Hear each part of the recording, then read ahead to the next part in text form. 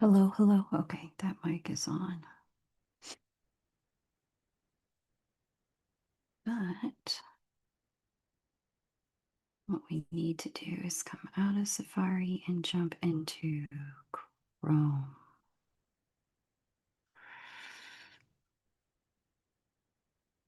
Let's see.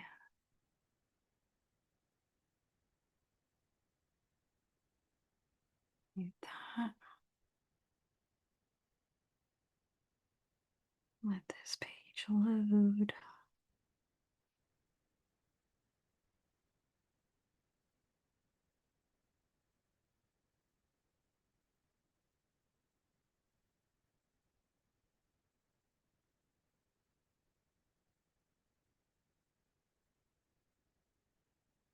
Huh.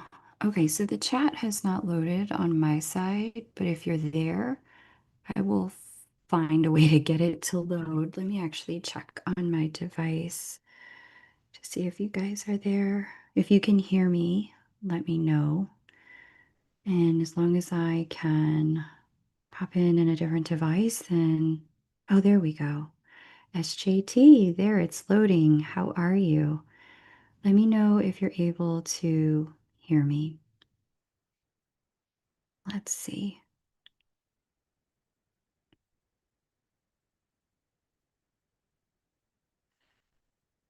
Let's see. Hear me?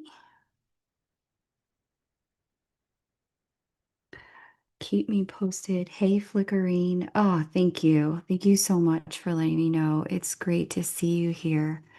Hoping you have been well. Okay, good, good, good, good. Awesome. Okay. Thank you all for the confirmation. Let me go get our instructions and payment info, and then we can get started. It's been a minute since I have been here to play with you all. But I missed you guys. And I've been like, oh, I really want to come, but I have like so much going on, and I have stopped doing personal readings for a minute. So I wanted to just see for anyone who wanted time to check in and look at stuff, I wanted to give you the opportunity to be able to do that. So here we are. Okay, so let me paste our payment details. Normally it is 44.44, and I will do a combination of astrology. I'll look at your chart for about 4 minutes to 7 minutes and then hop over to tarot and oracle. But this time I will not be doing tarot and oracle.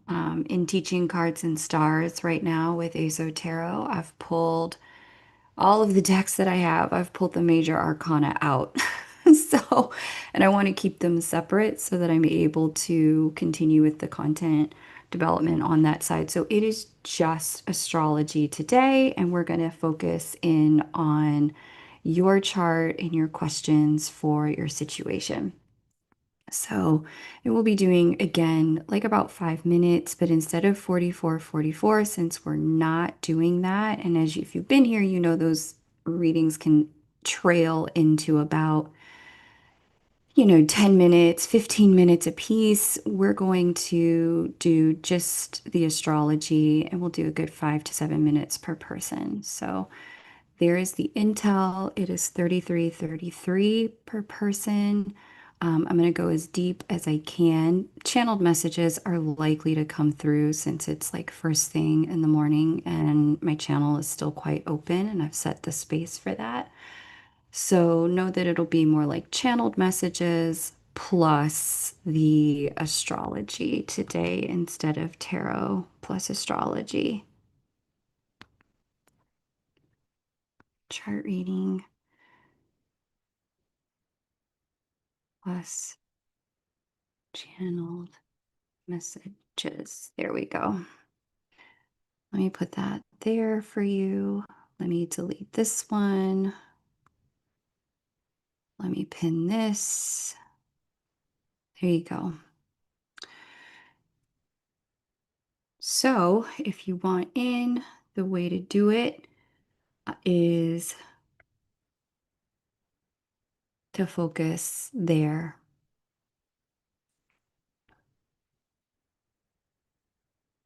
Hey, Flower, it's so good to see you. Love, love, love having you here.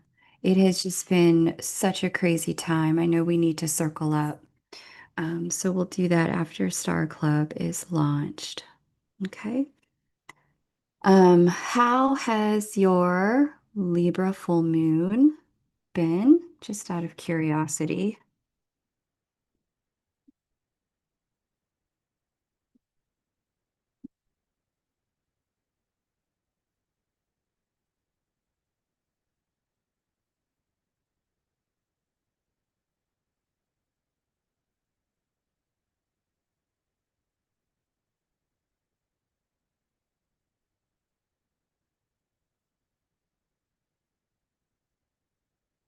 Let me know how October was for you. For me, October was really, it's interesting because it was a month of like acceptances for me around a lot of things, things that I just didn't know. It was like, oh, this is what's happening. Okay. And it's not that I didn't believe I could change it, didn't want to change it, wasn't able to change it. It was like, I'm not interested in messing with that. Like, if that's what's happening, I'm actually interested in focusing over here and doing some other things. Um, because I'm like, I feel more alive, more juice, more needed over here, focused on other things, and less interest in being over there dealing with this or dealing with that. So it was definitely a month of recalibration in terms of my focus and priorities and decisions, and really just checking in with myself like, what's the truth of what matters to me here? And giving myself space to accept the truth of what matters to me and what just doesn't. Like, okay, this is superfluous. This is inane. This is unnecessary. This is a distraction. These sorts of things. And let myself really go deeper into, I guess you could say, my meanness. But that kind of makes sense because in October we had the Aries new moon and the Libra full moon. And the Aries new moon, whenever we have Aries and Libra as a paired set, whether it's in your chart, and that chart is, we're talking a house pair oppositions, whether it's new and full moon, in spring and in summer, depending upon where you are, northern, southern hemisphere, the Aries Libra matched set is 100% focused on what do, how am I growing in myself and how am I growing in partnership? It's the self-other axis. And so here we are in the month of October with the Aries Libra full moon. And that was really some of the work that I was doing in October in my terms of my personal growth. Hey, RCP, I received your payment. I also got payment from Trisha. So if you want to RCP, go ahead and paste your question and birth details. Then we will work with you first. I've got my timer set up, and then I'll do some channeled messages for you as well as take a look at your chart. And then after RCP, we'll do Trisha. Okay? So get your question ready, Trisha. Okay. And RCP, you've done this before. You know what I need. If you're new here, welcome. Watch how RCP posts. Watch how she lays out her question, her birth details for me, because that's the best way to make sure that I see everything that I need in order to do a good reading for you. Okay? Flower shares, I've been spending time with myself, which is lonely sometimes, but needed. Spending time with family, much needed healing. That's great, Flower. I'm really happy to hear that. Yeah, I mean, listen, 2025 has been change heavy, closure heavy, completion heavy. There has been a significant awakening for all of us in terms of the fact that uh, it's time to grow. It's time to change. Things can't go on the way that they have been. It's not possible.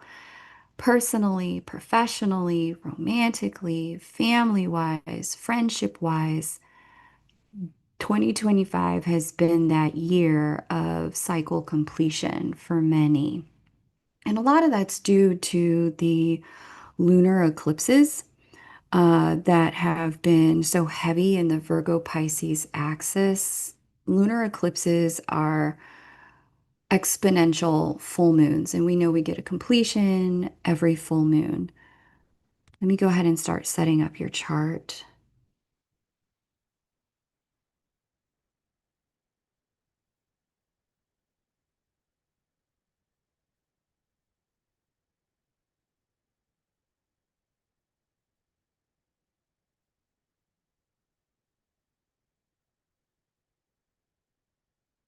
SJT, thank you.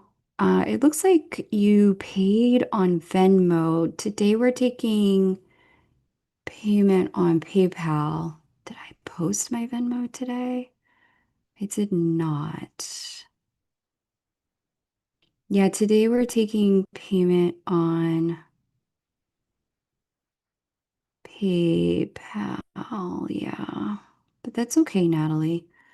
Um, it looks like you included a little tip there, which is really sweet of you. So thank you. I appreciate that. And Flickerine, you're on the list as well. I got you. Okay, so let me pull up our CP's chart and we'll go ahead and get started. So, like I was saying, 2025 has been a year of closure and completions. And it's not just 2025, it is 2025, 2024, 2026. And this is a function of the way we have closure eclipses on the Pisces Virgo axis. Pisces is our last sign of the zodiac. And lunar eclipses are energies of total completion, but it's like completion on steroids. And so we get this travel through a closing sort of gateway, if you will, 2024, 2025, and 2026 as we all move through this cycle. Not only that, but we've also seen all of the majors move into brand new signs. And I'm talking about the planets that cause total change of life. So we're talking about birth and becoming a parent, death and becoming a widow or a widower. We're talking about total career changes, relocations out of homes you've lived in your entire life or things you've known your entire life. The majors, I'm just going to quickly show y'all on RCP's chart. Uranus, 0 degrees of Gemini, after having spent like 7 or 8 years there in Taurus. We've got Pluto after having spent since 2008 in Capricorn, now in Aquarius. We have Neptune after having spent like 12 years in Pisces, now heading into Aries. Saturn after having spent 2.5 years in Pisces, now moving into Aries. It's one thing for them to move individually as they did the last time they moved. It's a whole other ball game when they all move at the same time. And they did do that in the first 7 months of 2025. And so for all of them to really shift like that all at one time is what's creating this like closure of everything we've known, reality as we've understood it. And so 2025 may have been a year where you experienced some grief as you worked with this closure energy, some disorientation as timelines fell out of your life, experienced certain levels of uncertainty as one door closed, but the next one may not have been fully open yet. And collectively, we're walking through this experience together. So I want to encourage you, if this is something that you have been going through or growing through, first of all, you're not alone. Your situation, what's happening for you, you're in good company with the totality of humanity. Second, I also want to say more clarity about where you need to be is coming if you're uncertain, especially as these planets, Neptune and Saturn, resettle in Aries and do more stripping of identities that no longer serve us. As you come into the truth of who you are, you'll understand the truth of where you need to be. Third, it's important to not catastrophize this, but see this as an opportunity to realign with your divine path on the planet at this time. We all have a blueprint that we agreed upon with the divine God source, call it whatever you want, before we chose to take up residence in a body on this planet. That blueprint is spoken to you through the desires of your heart. Tools like astrology can help you get there. They can also help clarify and refine where the path of greatest fulfillment is going to be for you in alignment with that truth. Okay, so this is why I do what I do. RCP, let me set this timer. Let's get into it, see what channeled messages come through for you. RCP's traveling to New York City for a photo shoot on the day Mercury retrograde begins. Yikes! The shoot's a big deal for my work to take off, so I'm hoping all will go well. Um, Question for you. Is this a reappearing opportunity? Because Mercury does govern your travel house and it will serve you if this is a second chance opportunity. If this is not a second chance opportunity, like it happened before, but then it fell through. Instead, this is the first time you're getting this sort of invitation. Here's what I would say. Number one, um, travel light as much as you can. Many things that you may need are available in New York City. Number two, be prepared for some quick changes with the way Mars and Mercury are conjunct in opposition to Uranus. There could be flight delays. You might need a backup plan. There could be some level of uncertainty that unfolds. I would say be prepared for quick changes. Second, or third, if you can get out earlier, RCP, like find a way to simplify this, like maybe leave on the 8th, the 7th, stay with a friend. I would do that. If that is financially and time-wise, if you have the ability in your creatorship to make that feasible, I would do that. Is reschedule and go earlier. I'm going to be transparent with you. When I look at this day in particular, um, I'm not loving it for travel based on your chart. But if you cannot, then I would be every place you need to be early. First of all, I would pack early.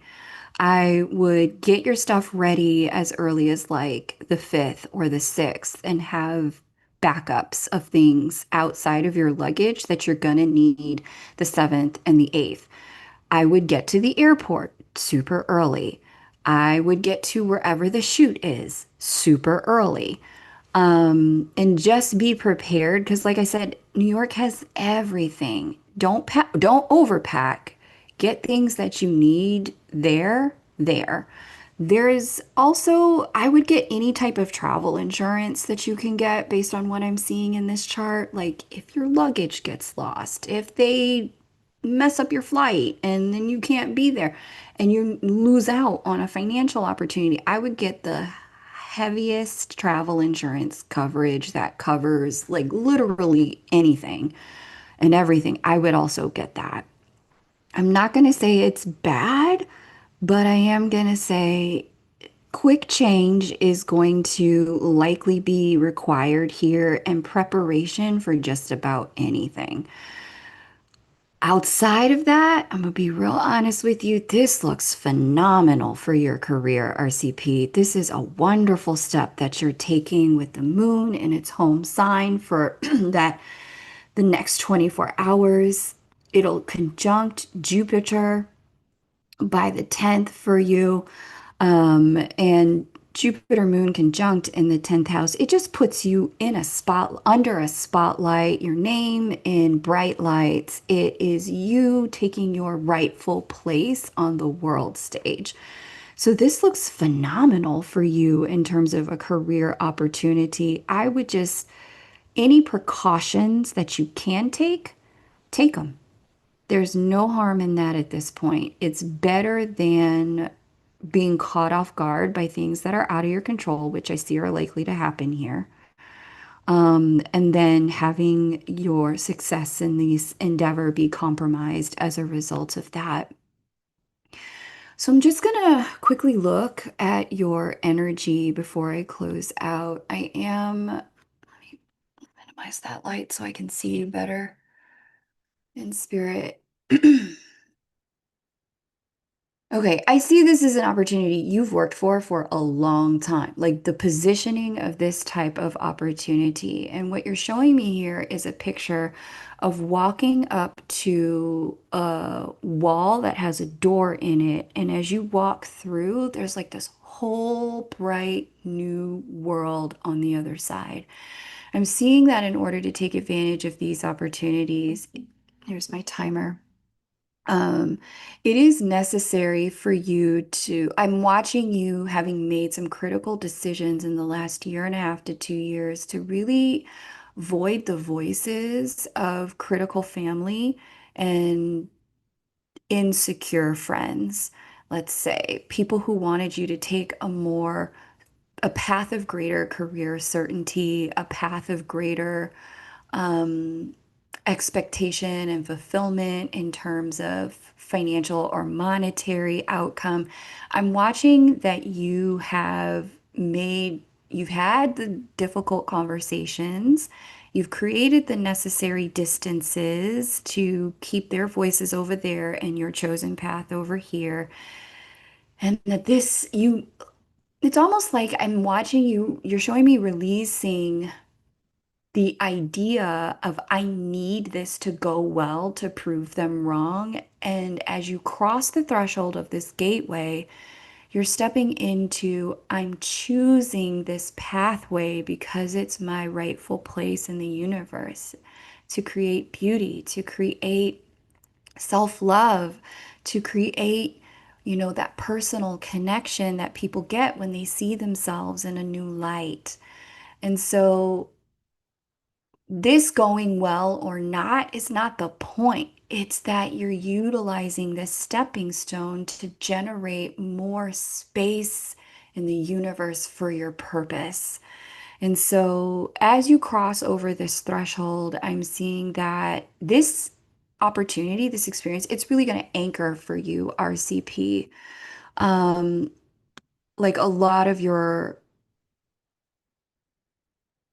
like universal life force energy into the third dimension with your body. You're going to come back from this feeling more yourself than you ever have. So that's what I have for you in terms of channeled messages. Thank you so much. You'll have to let me know how that resonates. And come back and let us know how your trip went. Good job and congratulations.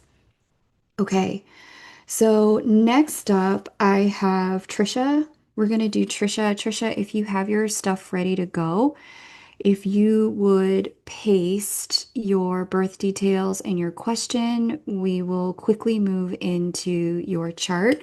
And then after Trisha, we're going to do Natalie, then Flickerine, and we're going to go as quickly as we can. That is going to require that when I call your name, you're ready to paste so I can immediately plug in your details and we can dive right in and keep this rolling. It's helpful if you're ready to go when I call your name. If you're not, I'm going to move on to the next person just to keep this rolling so people aren't waiting very long. If you're joining, just joining, welcome. I'm offering a mini chart reading as well as channeled messages today. If you'd like to jump on the list, you can. It is open. It's 3333. What I need you to do is make your payment on PayPal. The link is in the pinned comment at the top. And then once you come back, just go ahead and prepare your details the way Trisha did outside of YouTube.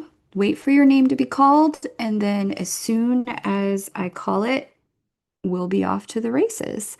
I'm moving in about 5 to 6, 7 minute increments per read at the moment, so the wait is not terribly long. Trisha, thanks so much for being ready when I called your name. We have Trisha being born in Kingston.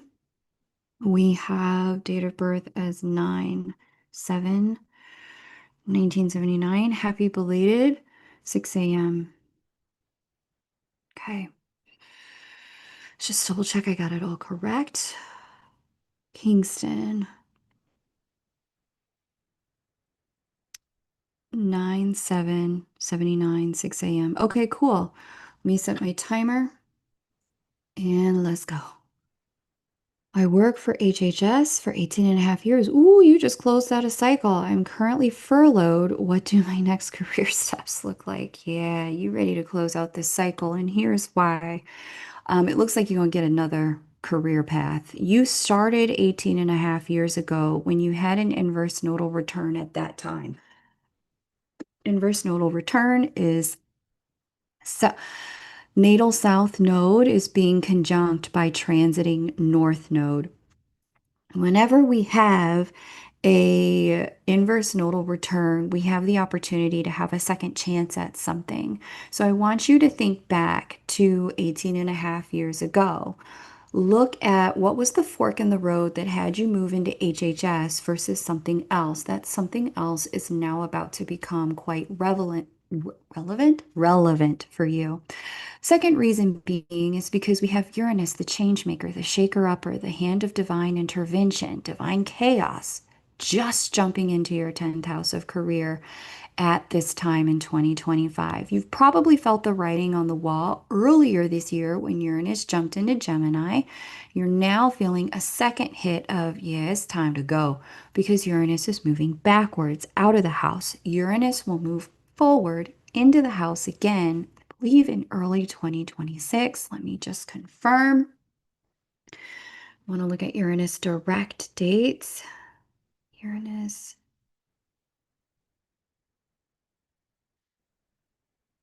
Astro.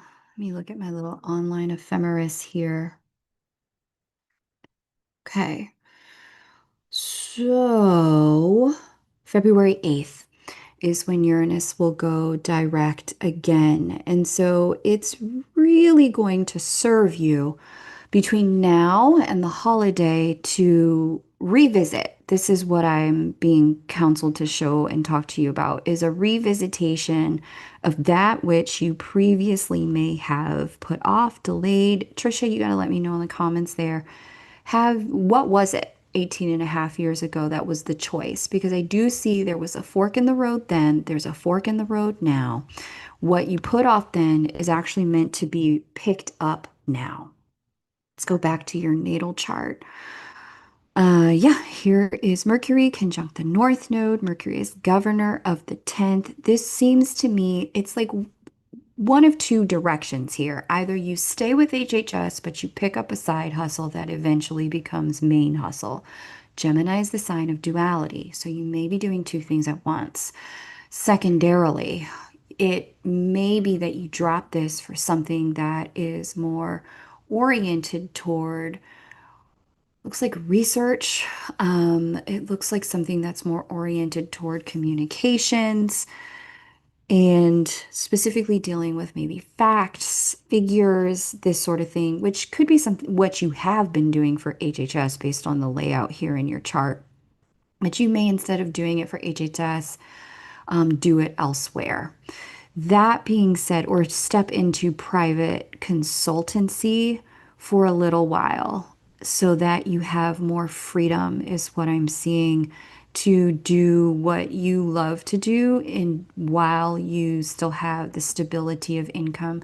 I'm not seeing two things. I'm not seeing, first of all, I'm not seeing a sharp cliff here. I want to be very clear about that for you. I'm not seeing anything. I understand you're furloughed now, but I'm not seeing anything that is indicative of a long period of being without income in present time. In fact, when I look at when your next move gets made, let me just fast forward into the future. I want to get into post holidays. We get a direct on Uranus on February 4th next year. And that is when we have the precise inverse nodal conjunction.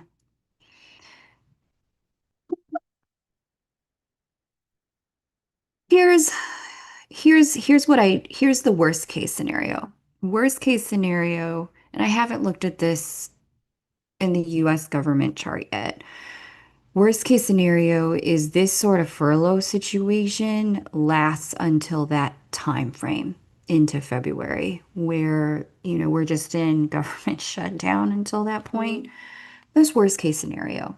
What's more likely to happen is we're going to get some hero antics from the gentleman in the position to make decisions, and he will facilitate making sure that things start to move again, but it will come at great concession to a lot of people's livelihood. I don't see yours being one of them, but I see you looking at this and seeing the writing on the wall and going, nah, I gotta get out of here.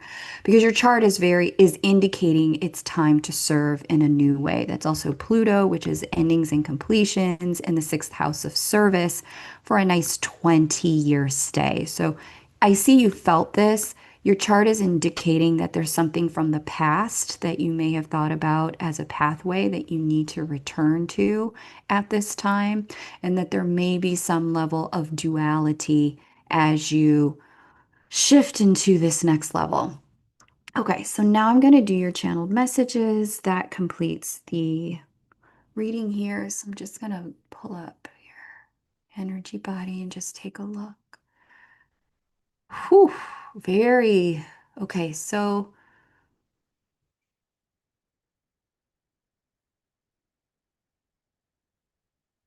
yeah, Trisha, it looks like I'm seeing you have lived in this awareness for some time that you're done at HHS. Like it looks like maybe you were just trying to like stick it out for pension or retirement or like continuity's sake. But I do see two things. One, your light body is more light than the people around you. There's a lot of people around you who are living in abject fear and paralysis because of everything that's going on. As a result of this, I see sometimes to interface with them, you have to move into that same frequency in order to be able to keep things flowing. But I'm also seeing that that's taking a massive toll on, it's creating static and stagnation in your field, making it difficult to move your life forward in other areas that are ready to evolve and have been for some time. There's been stagnation in other areas of your life because you've needed to put on a fear mask to interact with the people around you. I also see the fatigue that's the toll that's taken here. And yeah, it just looks like because it's interesting. The furlough is the furlough, but I see you taking it as a vacation, Trisha. Oh, that's cute. That's funny. I see you looking at it like, whoo, I was glad to get out of there. And people were working my nerves. I see you in this place of light as a result of having a break from having to do that. And I see the worry, the fear, the concern about trying, like, what are the holidays going to look like? But nevertheless, I also see your light body has you not as worried about it as some of the people you are now disconnected from. And this is actually going to serve you in terms of opening up the gateway to your next career path, which I'm seeing you have a budding awareness of what it is. But it's going to take some time to just because you had to live in this place for so long. This is my career. This is what I do. And I bend and flex in order to make it happen. Tons of mutable energy in your chart.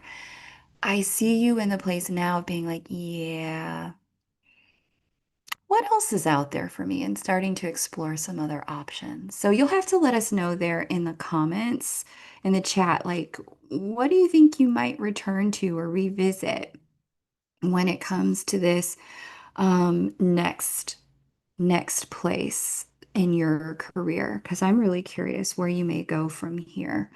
But congratulations, take the furlough as an unpaid vacation and enjoy your time off, Lovey. It sounds like you're already doing that based on what I just saw in your energy body. Okay, Trisha, thank you so much. Let me go ahead and step into the next read. Next read is Natalie. If you would go ahead and paste your birth details and your cue, that would be amazing. Trisha says spot on. I'm going to Costa Rica next month and I just got back from Jamaica. Yeah, girl. Enjoy that vacation, sis, because I see them people. It's not that they were working your nerves. It's that vibrationally they just were no longer aligned for you. That environment isn't your space.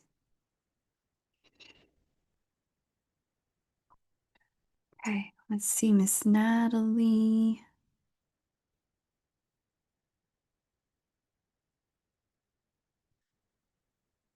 Okay, so if Natalie's not ready, we may go to Flickerine. Flickerine, are you here?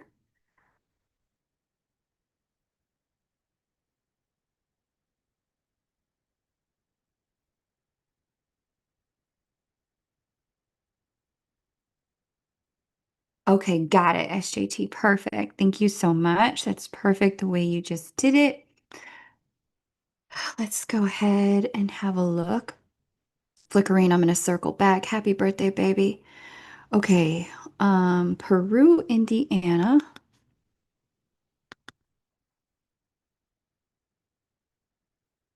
Oh, it is? Okay, thank you so much. I'm so grateful you told me that flower. Thank you, because I didn't know.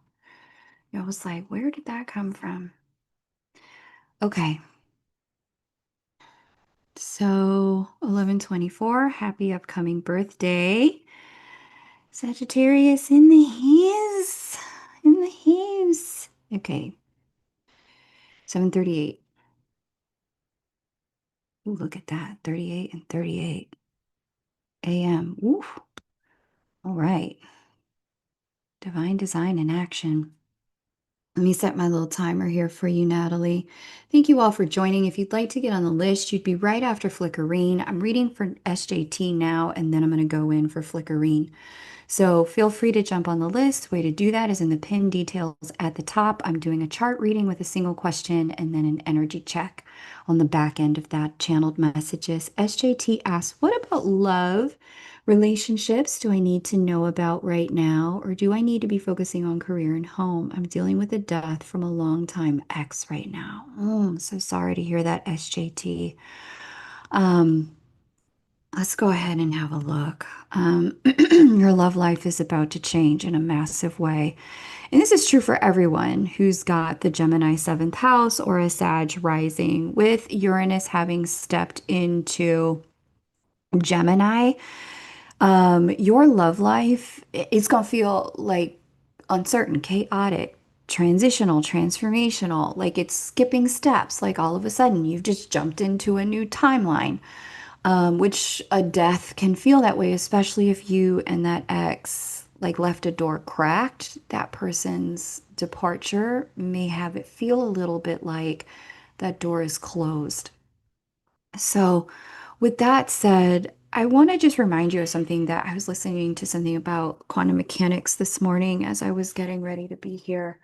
Um, Two particles can actually be entangled in the quantum field across time and space. Scientists have proven this.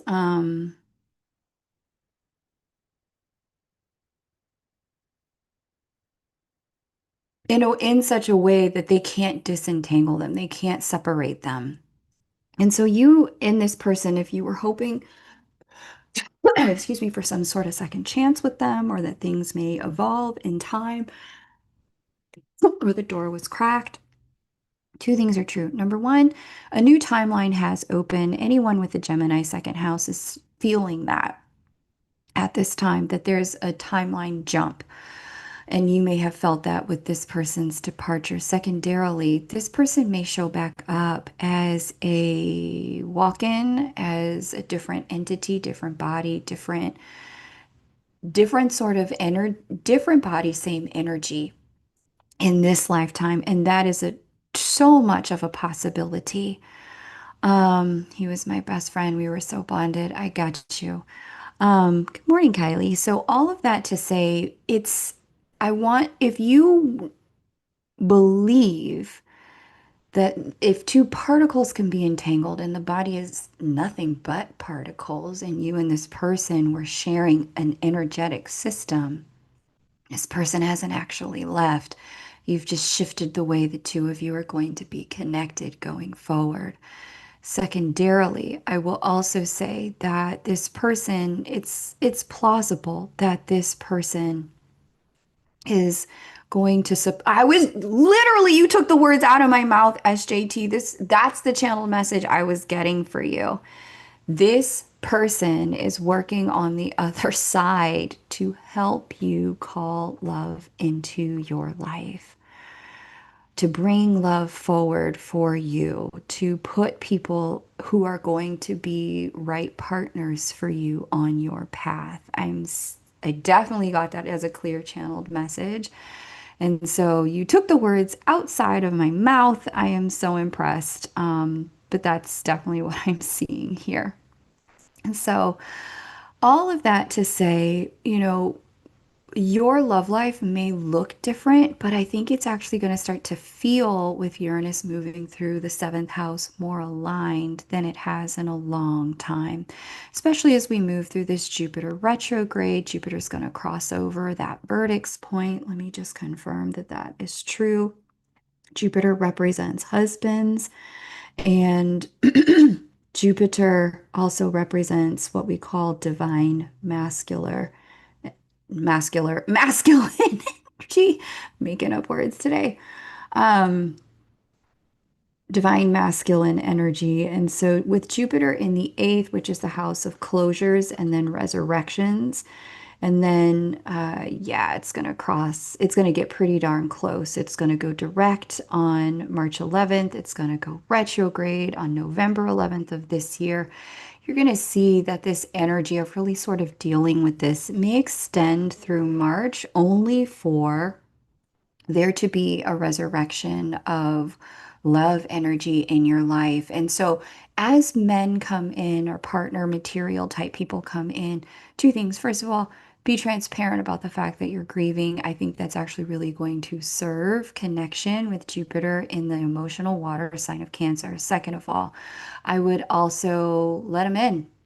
I feel like this is divine timing, and I feel like your person here is orchestrating that for you on your behalf based on what I'm seeing here in your chart. Let me go into channeled messages now. The timer has gone off. Trisha.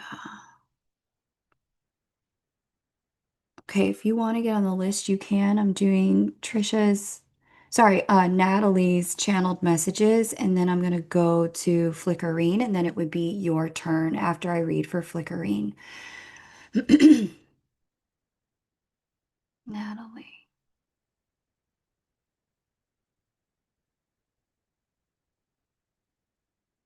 Okay, you're coming in, as I'm looking at your energy field here, in an Eight of Cups upright. Is it the Eight of Cups upright, or is it the Five of Cups I'm thinking of?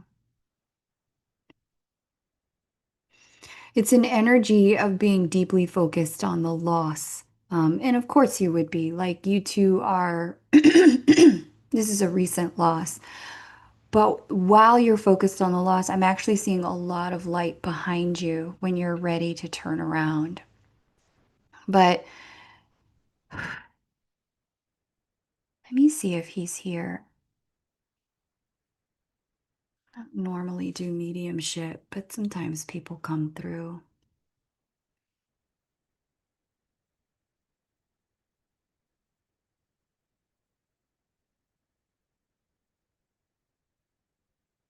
Ooh, let her know that I love her and I'm rooting for her. And I'm going to do everything in my power to bring somebody to her that's going to love her better than I can and than I could.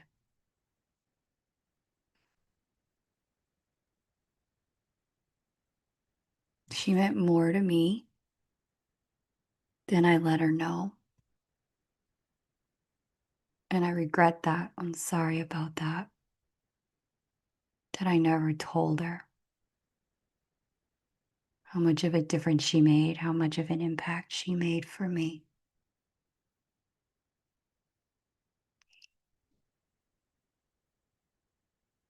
Ooh, he tells me that you all have a song or that you have a song that when you listen to it, it brings you, it reassembles his presence in your presence for you. It was like y'all's song. He says, know that when you hear that song, like it's me. Like I put it for you. I'm making it play for you.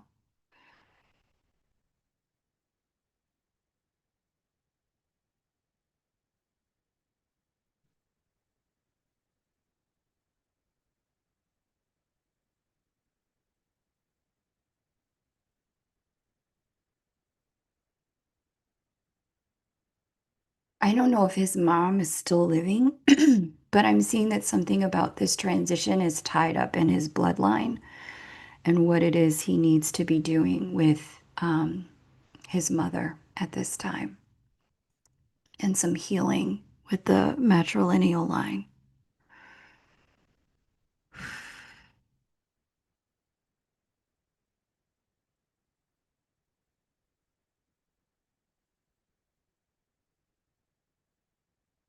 The last message he has is like, don't look for me outside and feel my absence. Look for me inside and know my presence because I'm with you always. Oh, Trisha. I mean, fuck, Natalie. What the hell? Girl. Wow. Okay, that's what I have for you, Natalie. Thank you.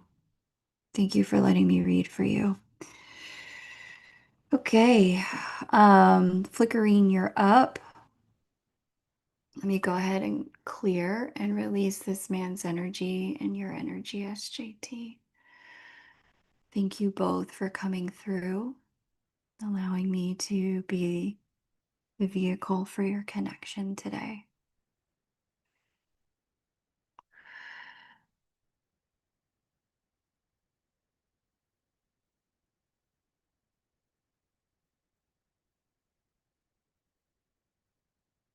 Okay.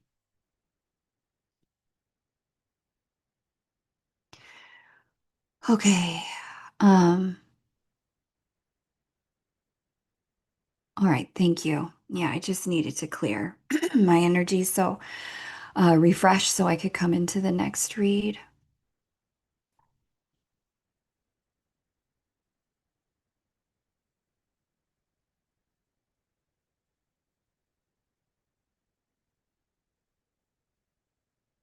Okay, Flickerine, I'm ready. When you're ready, Flickerine, I think I saw you already paste your birth details. So I'm going to read for Flickerine now. And then it's going to be your turn once I have completed. All you need to do, if you want to get on the list, just go ahead and right there is the pinned comment at the top. I will read for you next. If you would like to jump on the list, I'd be happy to do your chart and a channeled message. So let's see, Flickerine, where did she put it? Flickerine, Flickerine. Here she goes. Ontario.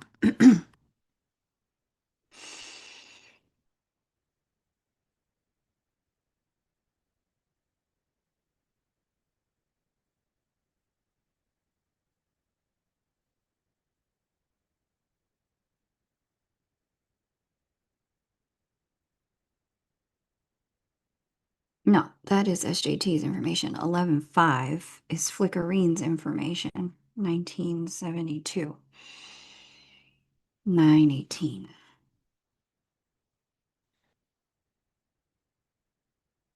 a.m. Okay, fabulous. Okay, solar return coming. Yes, it is. Um, let's go ahead and pull up your solar return chart. She wants to know what can I expect over the next year. Fabulous. Let me set the timer and we'll get into it. And display the solar return chart.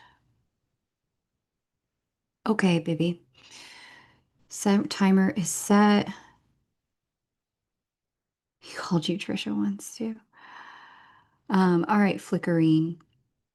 So when I look at your solar return chart, I also want to pull up the transits that impact the natal on the day of your birth, birthday November 5th. So transit, display, 11.5, 5 at 9:18 a.m. Let's see. Okay, so interesting. I feel like this year is going to be a really consequential year for you in love. You'll see on your solar return chart, we do see the moon inside of Taurus. I also see you starting a brand new cycle here with a Scorpio rising on this particular if this is for your birthday this year. And the reason why is because all of Scorpio, the sign of Scorpio, is getting a massive reboot as its ruling planet has just jumped into a brand new sign. That's Pluto in Aquarius. And so Pluto will be direct. It's already direct in Aquarius. The base of your chart, I don't know that you've told me that you're dealing with housing issues. I think you told me you were moving, but I see the move being like getting real clear and real finalized. Okay, yeah, it's time to go. I need to do this and I need to do it now as you move into the next year. This is also speaking a lot, yeah, especially with Venus, the governor, sitting here at the 28th degree of Libra, its home sign. Venus, the governor of marriage and partnership. This is letting me know if this year, it looks like love, first of all, the foundation for love that you've had, it looks like it's gets torn up. Like, and the visual I'm being shown for this is when a road has to get repaved, in order to repave it, they typically don't just lay down asphalt over the old road. They dig up all the old asphalt and then repave on top of the root, the base.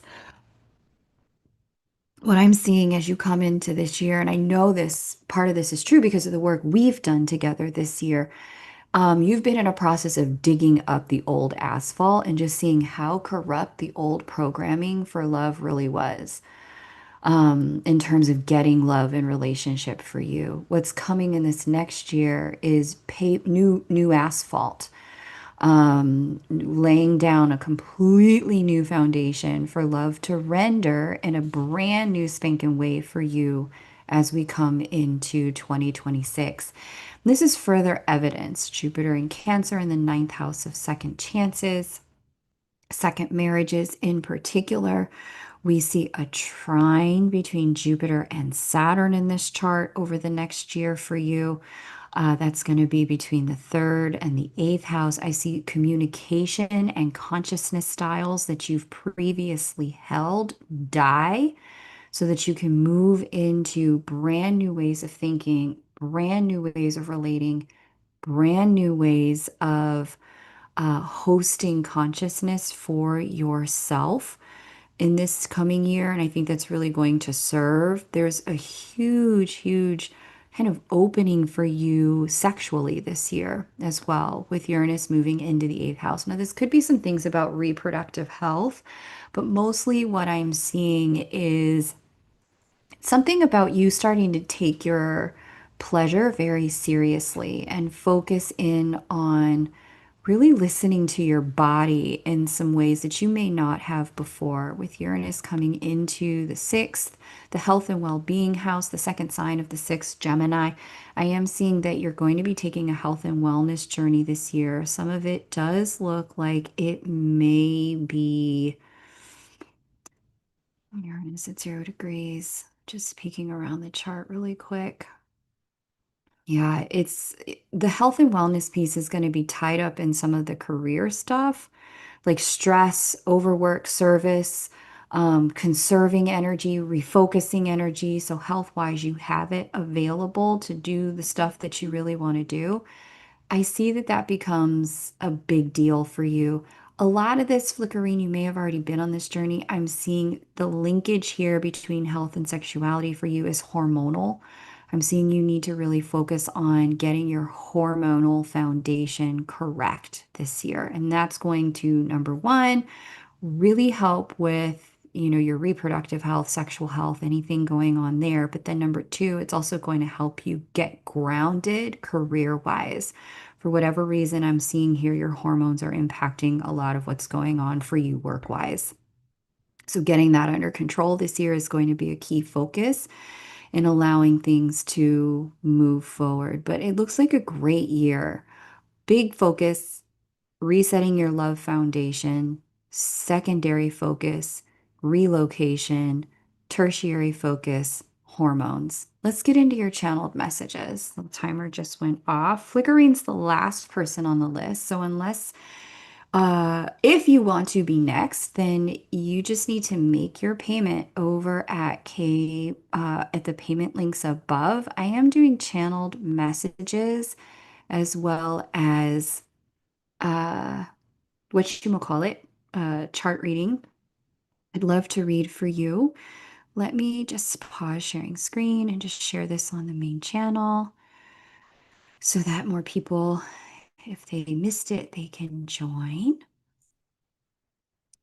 Yes, Julia Essencia, yes, you absolutely can. You would be next. Um, and thank you, Flower. Let me go ahead and just hop over to the main channel and post this live for folks so they can join if they like.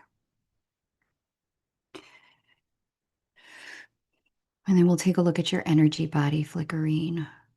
I'm already seeing a lot of heart expansion going on in your energy body. Like, what's interesting is I see, like, I'm looking at your chakra body. 4, 5, and 6 are really lit up. 3, 2, and 1, not so illuminated. I'm gonna go in and look and see what that's about in a minute.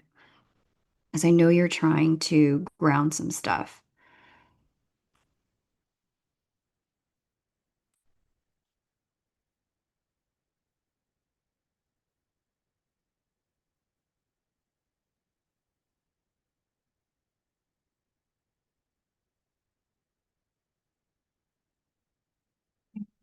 Oh.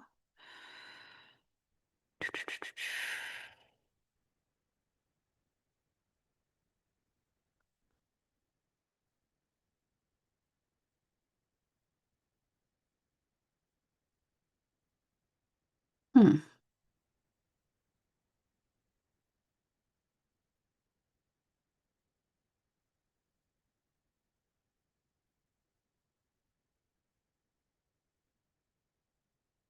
Where is today's live in this set of things? It is not pulling it. That's all right. What we shall do.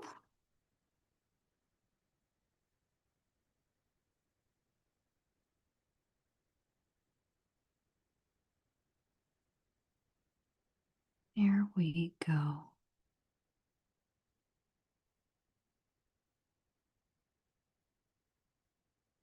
All right. Cool. Let me come back over here. Flickering, let me see what's going on with your energy body. And Julia just jumped on the list. Um, Julia, you're next. Please paste your birth details. Can you let Julia know she may be a little bit behind, Kylie and Flower, and how to get current in the live? Okay, let's go ahead and look at Flickerine's energy body while we wait for Julia to post. Oh, okay. It's not as non-illuminated as I thought. As I first saw, it's changed even in the few minutes since I said hello to it.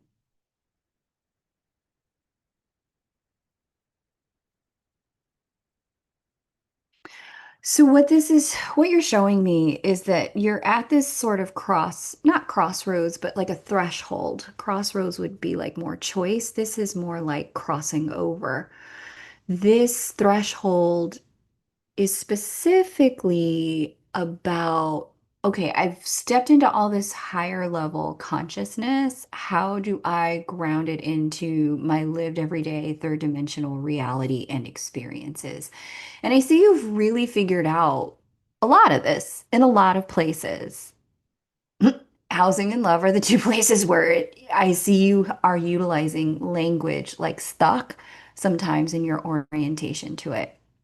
But outside of housing and love, and did you say you have a son? Like sometimes you're a kid, but not always. Like there's this thing where it's like, oh, that's how easy this is. Oh, this is how reality and manifestation, creatorship, rulership, this is how it works. Got it. Like you're seeing it in all these other areas.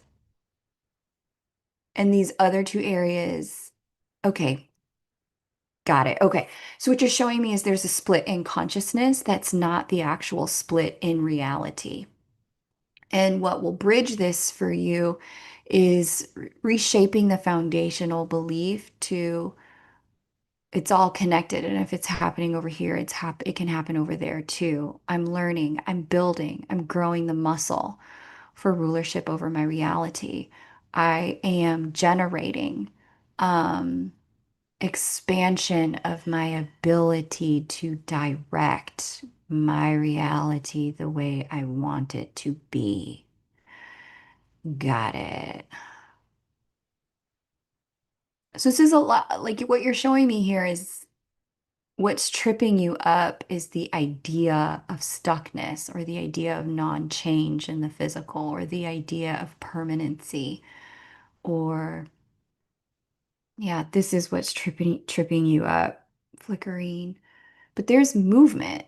There is movement. And much of this is in order to refocus the movement on the outside to get it to assemble the way that your work and your faith is like set you up for, you've got to reassemble, refocus what's happening on the inside. Like less out there, more in here about your own like road and power. Flickering, you're gonna have to let me know how this resonates for you. But okay, there is a piece of actual guidance coming through for you, like a to-do. The to-do that I'm being shown is something about you and writing is very powerful. You need to keep a logbook of every time reality shifts according to your choices. Um, Everything from a cup of coffee that got handed to you, the way somebody was going to hand it to you, like you choosing them to hand it to you with their left hand instead of their right, to, you know, the debt collection company offered me a payment plan because I said I was going to need a payment plan, right? This sort of thing. Big and small, you need to keep a logbook of your hand on reality's outcomes. And that's actually going to, oh, yeah, I'm seeing a bridge here of relief between you and housing and your skill set here and your skill set and love. Okay, that's what I have for you, Flickering. Thank you so much for your patience, Julia. It is now your turn. I'm going to go ahead and read for Julia. And if you'd like to jump on the list, you can. I'd love to read for you. The way to do that is to send payment to the pinned comment at the top, and then I would be happy to go ahead and um, happy to read for you. Okay. Let me see what some of these questions say, because Julia's somewhere in here. Hang on. Let me reshare screen now. But yeah, flickering, let us know how that lands for you and how that to do lands for you. Because that was definitely a very specific piece of guidance that something about you in writing is really potent. Hi, hello, Mello. Great to see you. Great to meet you. Can I do me and my counterpart? I am not doing relationship readings today outside of your individual chart, but if you'd like me to have a look at your chart, your love life, and what's happening next, yes. And then if any channeled messages come through about you and your counterpart, absolutely. When I'm doing the channeled messages part, I'll just share what I see. Hello, Lisa. Welcome, Lisa Durrani. I am doing mini reads today. Okay. Awesome. Cool. Mexico City, Mexico. Let's get into it.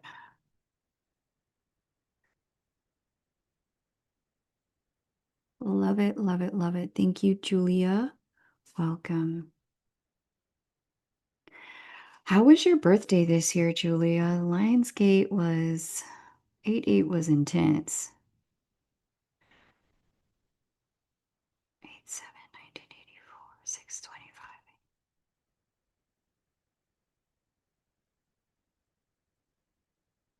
6:25 a.m. What's coming in the next year in love? You got it. Let's take a look. I want to see what your love life looks like. Let me just quickly save this so I can pull up a solar return chart for you. Cool.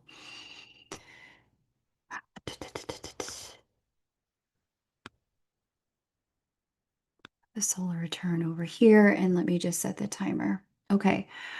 First of all, I really love this energy for you for your solar return. First of all, when it comes to love, it's going to be a really interesting year spiritually. And the reason why is because in the solar return on your birthday, there was Jupiter Venus conjunct in the 12th house. There's also, let me pull up the transits for your birthday so I can see what was going on.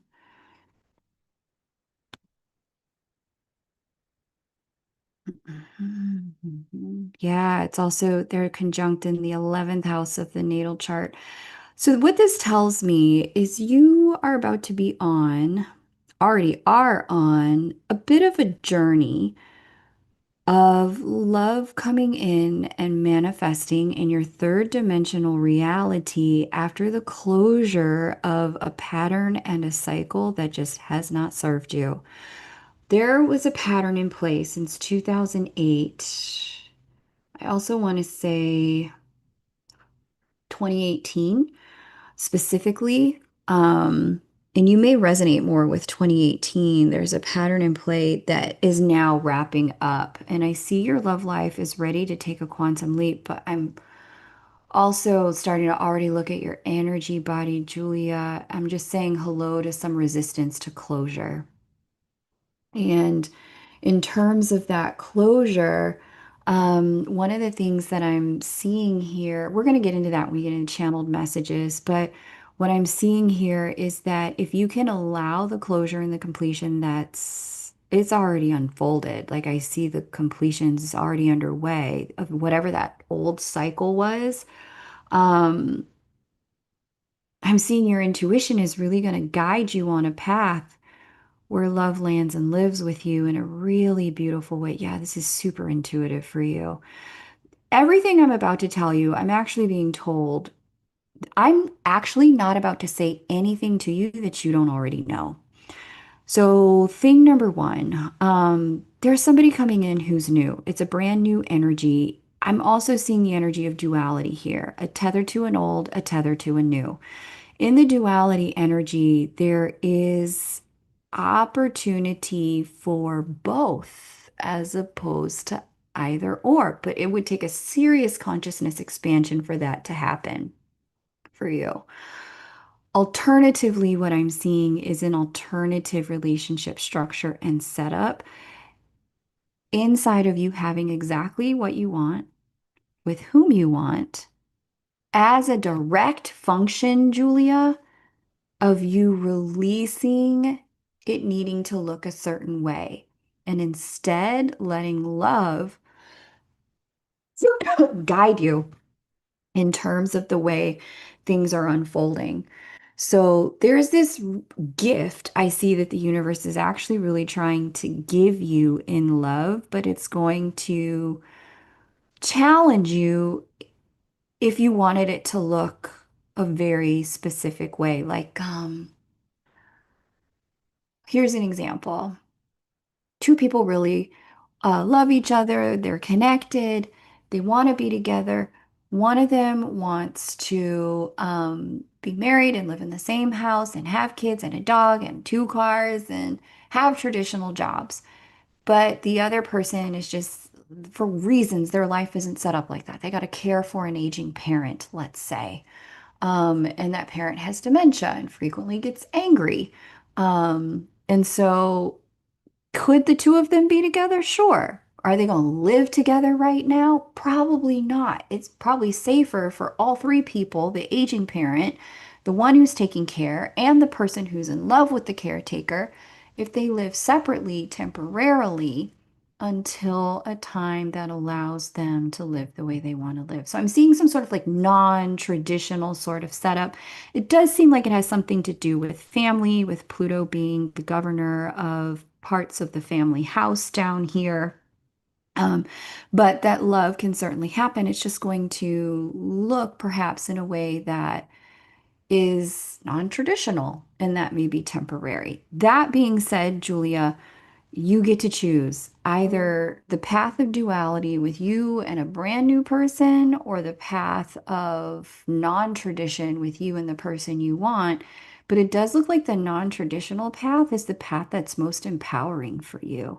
And it looks like your intuition is really going to guide you step by step without revealing the entire plan, but feeling by feeling, one at a time, toward where it is your love life is headed in the next year. And you'll just know because of the way it feels.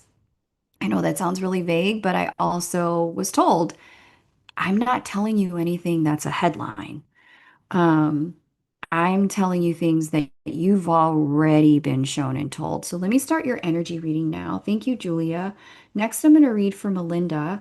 After Melinda, it's going to be Pam's turn. So if you want to go ahead and make your payment, I would be happy to read for you next. It's Melinda, then Pam, and you would be next. So let me do Julia's energy check now. Ooh, Julia. Okay.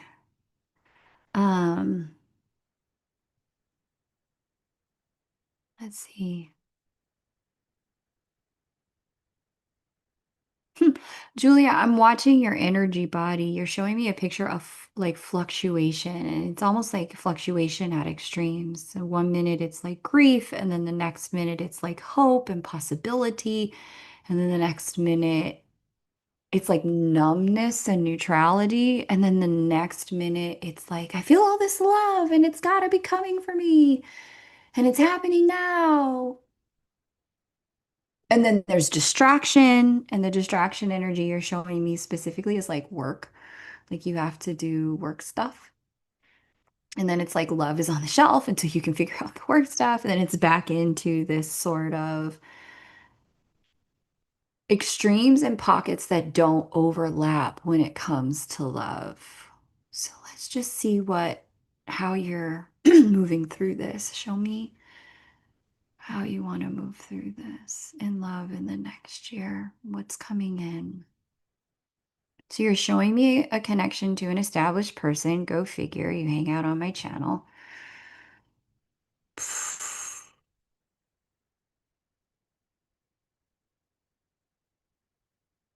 You're showing me a very loose bond there. And you're showing me opening up to new possibilities, new frameworks, new ways love can render.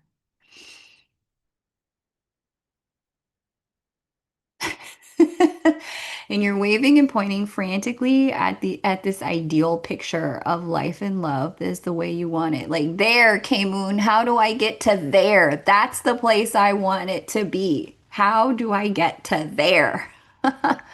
Okay, Julia.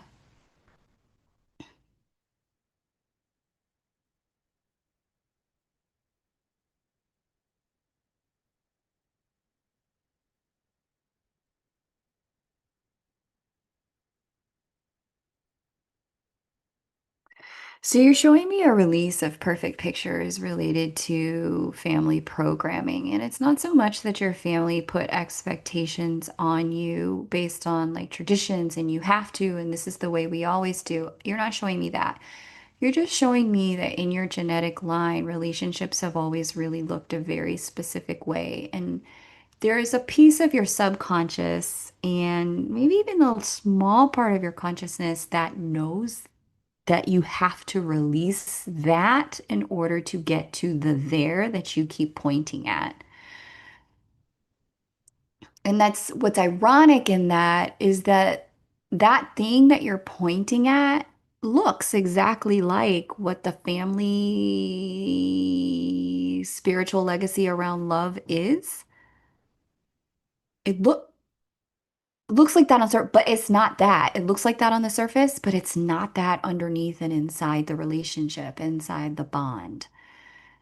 It's something that supersedes. Whoo, girl, you are trying to really call in and interrupt this bloodline's relationship to relationships by anchoring an extraordinary amount of divine love as a pattern interruption to the way marriage gets done in your family line. So, um, you're calling in something that they've never had before. And so there's a total release of the pictures of all the good marriages that you've known up until this point, because you're not going for good. You're going for supernatural.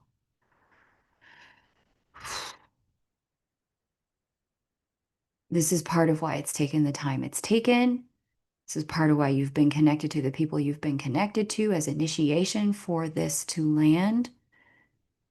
This is also part of why there's like departure energy here, closing out of a cycle. So you're releasing a lot of that energy out of your anchor points in your field. It's just making space for this love to land. So Julia, I want to leave you with this message as I'm closing out of your energy. First of all, you can have exactly what you want with whom you want. That's just the way this reality works. But secondly, a big piece of getting there for you is detaching with confidence, not insecurity, from the journey you've known and loved so far and allowing your intuition to guide you into your next step. I'm being shown that you have it's like a magical map in your consciousness where you're not allowed to see the entire journey from start point to destination. Melinda, if you would go ahead and paste your question, that would be ideal. I'm about to wrap up here. Melinda, you could paste your question and birth details. Chat, if you could let her know it's her turn. Mods, thank you. Your map, Julia, actually reveals the next step after you take this step. And then you get to take the next step, and then the step after that gets revealed. Your map is not you like the way a map normally shows you the entire route. Your route is revealed in piecemeal based on taking the previous step. So whatever the step is that you've been guided to take in present time, I'm seeing something about movement here. Could be relocation. Is it gym or is it relocation? Is it physical activity? Career move. Some sort of movement you need to make in that arena, some sort of shifting. Take that step. It seems unrelated to getting to love, but it's 100% the next step to get to love. Okay, that's what I got for you, Julia. Thank you for your patience, Melinda. We're going to go ahead and get into your chart now. Julia, you'll have to let me know in the chat how that resonated for you. Eerie. I love catching up with you guys like this, especially since I'm not doing mini or like one-on-one reads. Hey, happy birthday, Melinda. I'm so glad that was spot on for you. Okay, yeah. So let's see, 10/19/86, 6:33 p.m. And Pam, if you would get ready, you're next. Okay. I'm going to read for you next, Pam. Don't paste anything yet. Wait till I call your name, like I did with Melinda. And Pam, just make sure you're current in the chat. And if you would like to jump on the list, you can. You would be right after Pam. Okay. Okay. So let's get into Melinda's read. Let me set the timer. Let me release Julia's read here out of my vision. Okay, cool. Melinda asks, love reading, please. Yay. Okay. Back in May, we did this and it showed my counterpart coming back in October. He has and said he is going to leave his karmic soon. What now? Girl, don't panic. Pray. And by pray, I don't mean plead, I mean decree. Like get in your creatorship bag. Melinda, did you do Union Workshop 1 and 2 with Romania and I this year? That work would actually serve you really well right now. Okay, so what did I say? I said person coming back in October. Did I say that? Look at me. Okay. Well, mm-hmm, mm-hmm. Where's your verdict point? Uh-huh.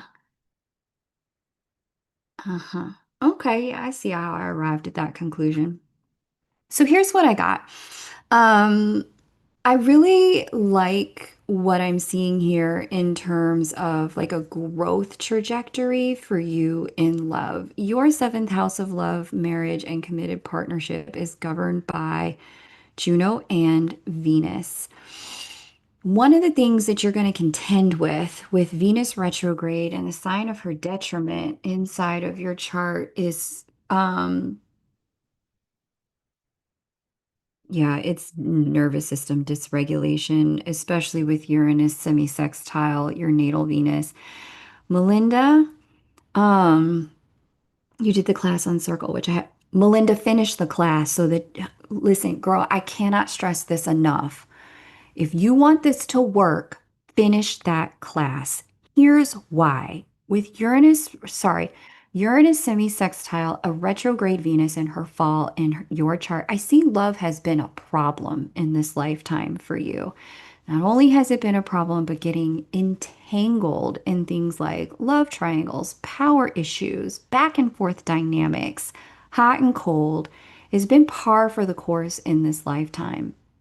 If you want to transcend the baseline blueprint and in order to get to the next level timeline, which is the rendering of these positions of Uranus, Juno, and Venus in your chart in the light, which is like true divine love manifesting between two growth partners who are growing together, not separately, not being someone's little secret. Because I see you've been the secret a lot in this lifetime, Melinda. What I recommend for you is to start to get to the place where you're confronting things that are difficult. And I see Venus in Scorpio never wants to do the hard thing. Venus in Scorpio wants to do the comfortable thing because everything already feels so raw, so vulnerable, so real, so intense. It's like, but baby, let me tell you, there's some hard stuff in front of you if you want to transcend this pattern. Because I do see the option to stay on the timeline of being this man's little secret is 100% in play. That is the baseline blueprint of your natal positioning in shadow. You want your natal positioning to come out of shadow. There's some, okay, it's time for me to do deeper work here than I've ever done. It's time for me to do the thing that I haven't wanted to do in order to get the thing I've never had. And this is going to require some real, like, focused nervous system regulation on your part because I see without it, you're liable to believe lies, like just distortions about who he is, who you are, the way love works specifically. Um, and those lies will have you reacting to them like they're truth and create sabotage patterns in love, which I know you had a transit that would help reveal this to you already. Yeah, you would have seen this between 2018 and now. Like, oh, I see where I messed it up by believing distortions. I need to stop seeing distortions if I want to live in light. Okay. And so, yeah, nervous system regulation, key. That's number one. Number two, finish that class, girl. Just throw it on in the background. Let some stuff sink into your subconscious when you're in the shower, when you're folding clothes, when you're driving. You don't need to look at the slides. Like your subconscious will grab it. Trust that. Third, there is some attachment style work I recommend you get into, Melinda, based on what I'm seeing in your chart. I think you probably already know that you may have a tendency to lean anxiously attached to fearful avoidant based on what I'm seeing in your chart. With that said, you can move towards secure, but it's not going to be in having him change who he is. It's going to be in you changing your own identity. And that's the foundational work we taught in that class, number one. Number two, if you don't like that class, go do work in the personal development school. Girl, I want you to have this. The stars want you to have this. God set this transit up for this man to return to you in light at this time. The party has been thrown. The guests have been invited. The DJ is already there. The catering has been laid out. Melinda, you need to decide if you're really going to show up to this party or not. Okay, that's what I have. Let me look at your energy body. Let me do an energy check for you. I'm going to get to Pam next. Pam, don't post yet. Let me get into Melinda's energy check and I'll let you know when to post. But you're going to be next, Pam. After Pam, if you're just joining, welcome. Love it. Great to have you here.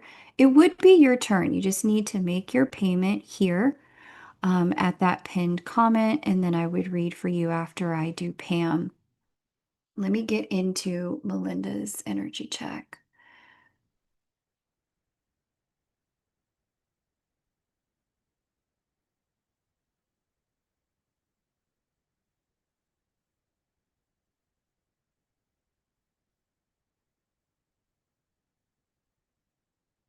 Okay, I need to clear something for you really quick. Let me do this and then I will come right back. 1 second.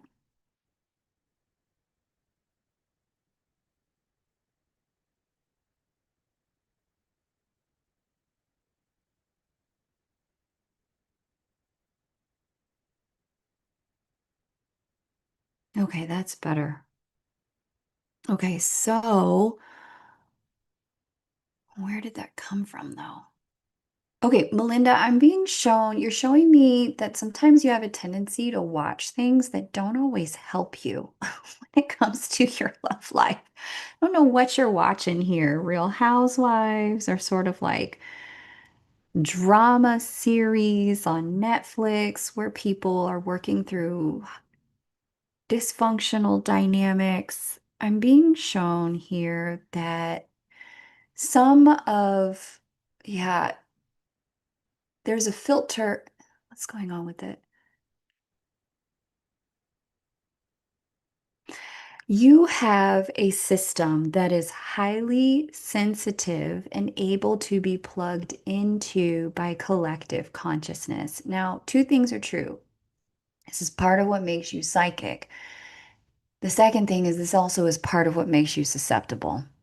So when you consume information, it's not information, you're not wooed by information. It's drama specifically, like TV shows and like stories and like social media. It's like when information is mixed with emotion, it can really seep into the back doors of your system and color your filters in ways that undermine your discernment when it comes to your own situation and unfoldments and compromise your clarity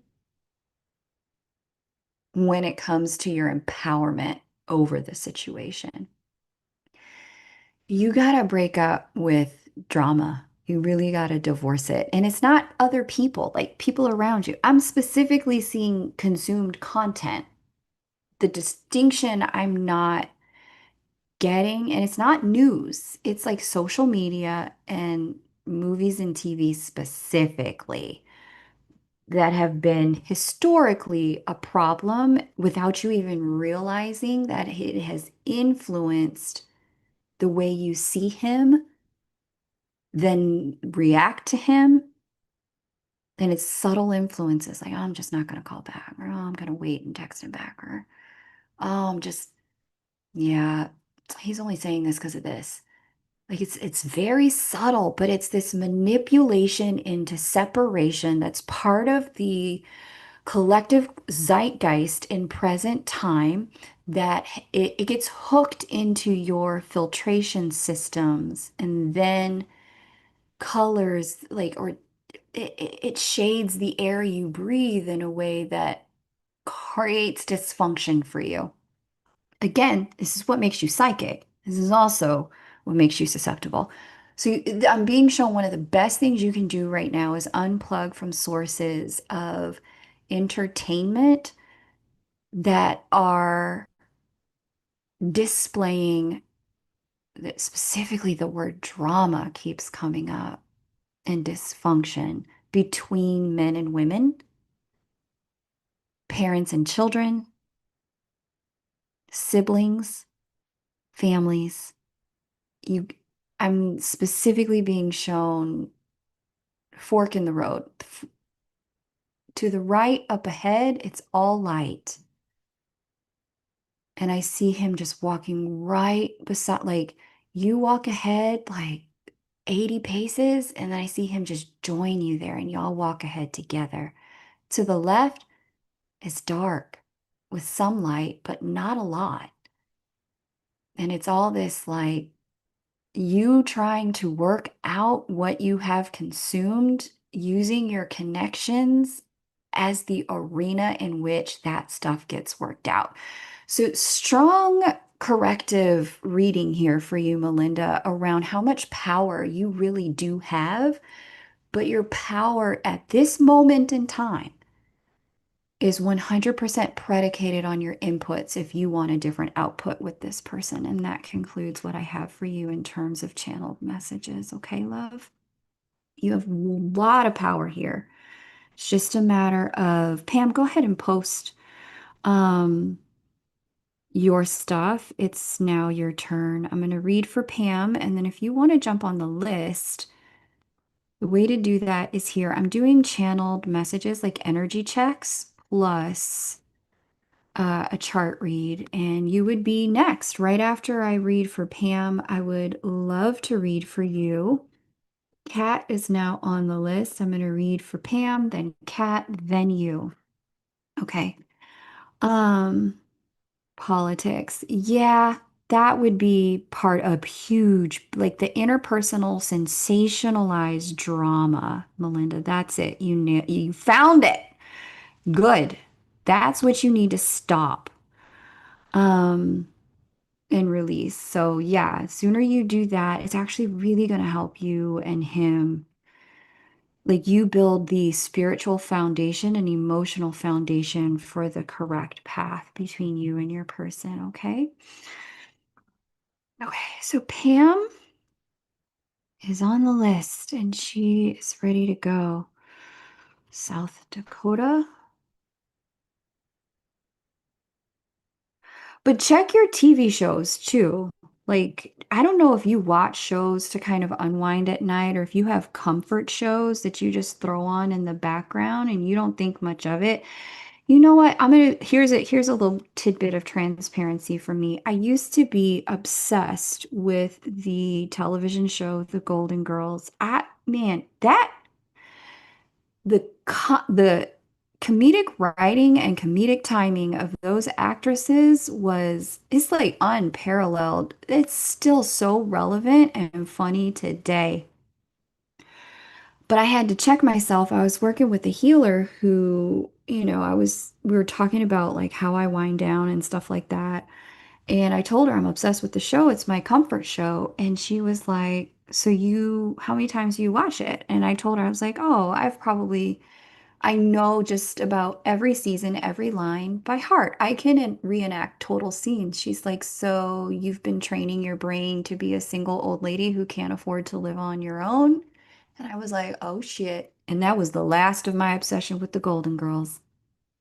Stop watching it immediately. I was like, because literally the television programming is programming. It's just not how I wanted my life to go, but I honestly saw the connection between where my life was at that point and how I was programming my mind.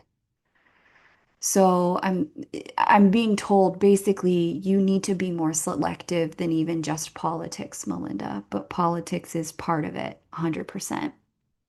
You watch YouTube. Perfect. Be very selective, Melinda, about what you're utilizing as your programming. Okay. Okay, so Pam, let's get into it. Let me set my timer for Pam. I've had huge shifts in all aspects of my life this past year. I know we've talked about some of them, so congratulations. What do you see in the area of love life, the end of this year into next year? Thank you. You got it, Pam. Because you're coming up on a birthday soon. Um, let's see. Birthday.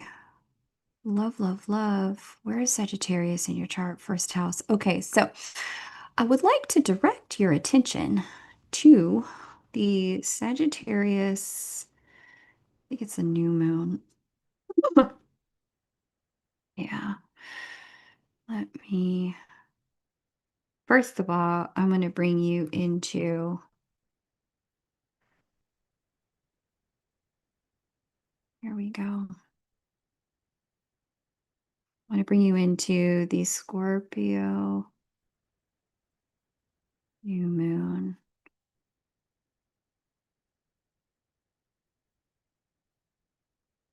No, this must be the 20th.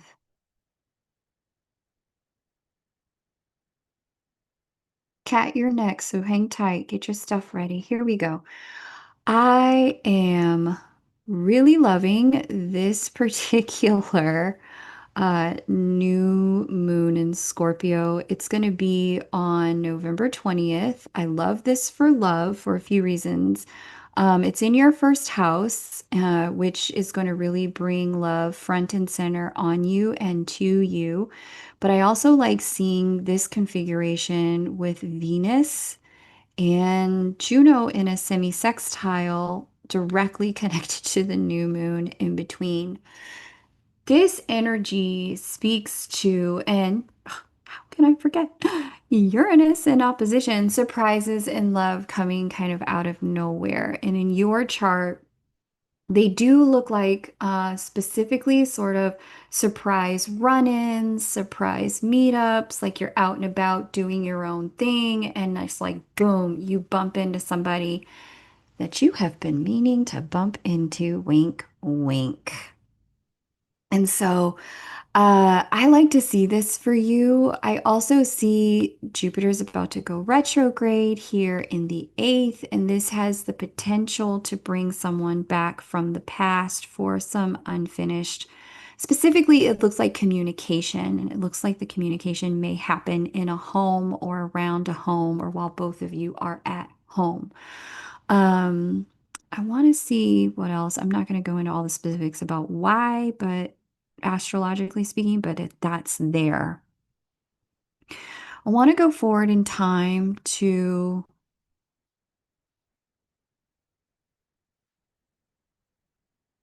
solstice. And right around here, you go to 1219, just before the solstice, we get the new moon in Sagittarius. There we go. And that I love this one too. This new moon in Sagittarius, we get Venus, Juno together with the new moon plus Mars here in the sign of Sagittarius. Again, in your first house, Venus and Juno are joint governors of your marriage, love, and partnership house. So again, this brings love to you while you're just kind of minding your business. Again, it does look like the sort of thing where you're kind of like taking care of yourself, like being putting yourself in outdoor spaces, beautiful places. Maybe you're enjoying like holiday markets where you live or volunteering, being of service in some way, or being of help or guide or aid in some way. And it just is like boom, it like smacks you right into your love energy. So first of all, those two new moons I think are going to be the most critical as we close this year. New moon in Scorpio, new moon in Sagittarius. They take place around the 20th-ish, 19, 20, 21, December and November. I want to fast forward now for you into early next year. So let's see here. Let's get to right around the time of your birthday. Which time? Yeah, right around the time of your birthday, we see. Oh, this is this year. Hang on. Here goes my timer.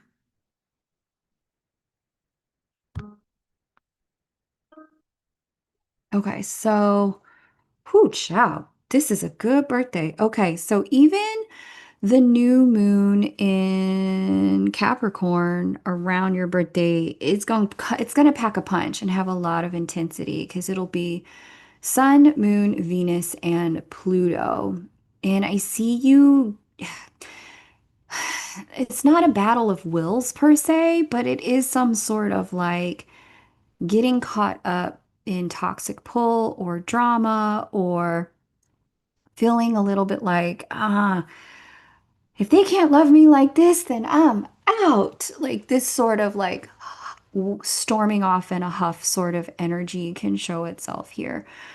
What I would counsel leading into your birthday is to come into for yourself just real certainty and clarity about your intentions for your love life in 2026.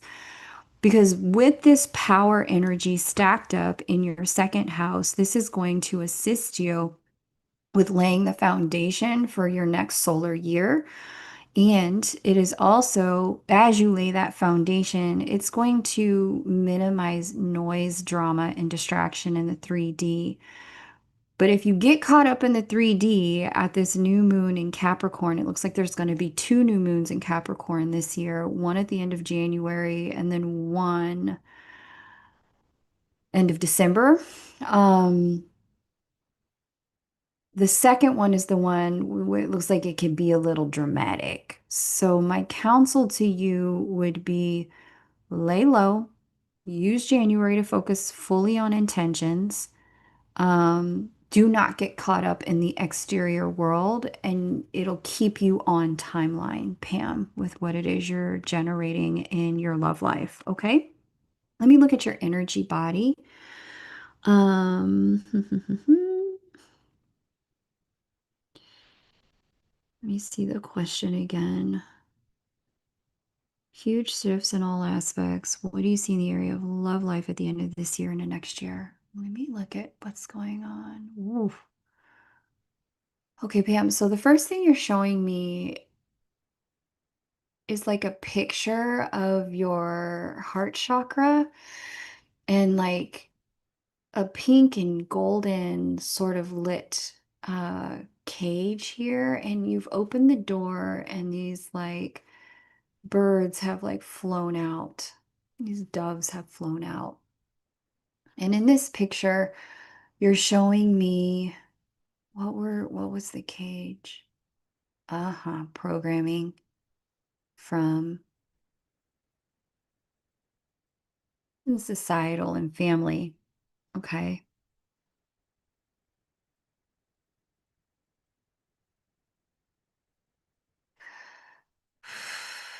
Okay, hang on. There's something to remove here too.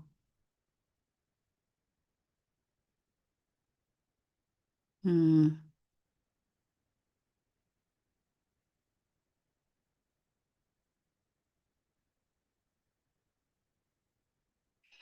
Okay, so there's a release of a family contract here that you have had it to not like transcend the level of happiness that your mother had in her marriage.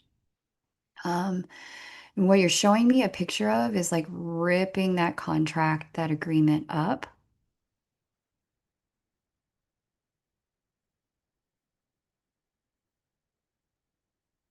and like facing your mother and telling her, like, I love you, I release you.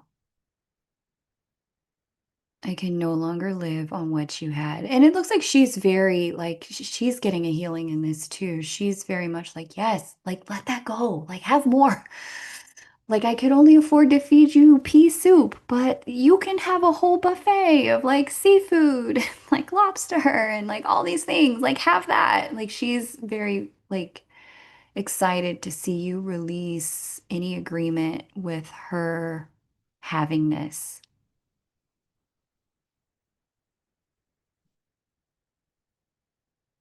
Okay, you're releasing the cage and putting it down. As soon as you took it out of your body, it incinerated, which we love to see.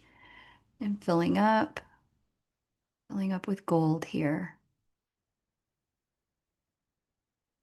Wow, it took you a long time. Like she's even been like on the other side. I don't know if your mother's still listening or still alive, but like energetically, she's been working with you to help you put this down for years. But it was like a loyalty thing. It would have felt disloyal to eat more than her at life's table. So you're releasing that. It's beautiful, Pam. Okay, and now I'm seeing all these ideas flood your consciousness about potential and possibility when it comes to love and connection. And I'm watching you expand beyond the limitations of what you've known. There's some patterning here that it looks like you're ready to release. First explore, then release. As it related to your mother's programming, your ex-husband, and present time love and trust. Um, there's like a golden thread that connects all three of them. And it looks like and your son, it looks like you're ready to release all three. It's like an identity for men, sort of. And all the men in your life that you've known have like stepped into this identity that has had them be a particular way. And if you look, you'll see this connection between, whoever it was that your mother was married to, whether it be your father or a stepfather, your ex-husband or your past husband, current love interest in your sun, you'll see some sort of golden thread. And I encourage you to actually sit down and make this list for yourself. Like, what did all of these men have in common? All four of them. When I think of who they are as men, what's the story that I've been living that they've all had in common in the way they treat me, treat women, treat love, treat relationship? What am I witnessing play out over and over and over again? Once you see the thread, it's going to be super obvious to you and connect like, oh, I'm ready to put that down. And you'll be able to have even greater release. This, your spirit body's already done it, but your consciousness is going to catch up in integration.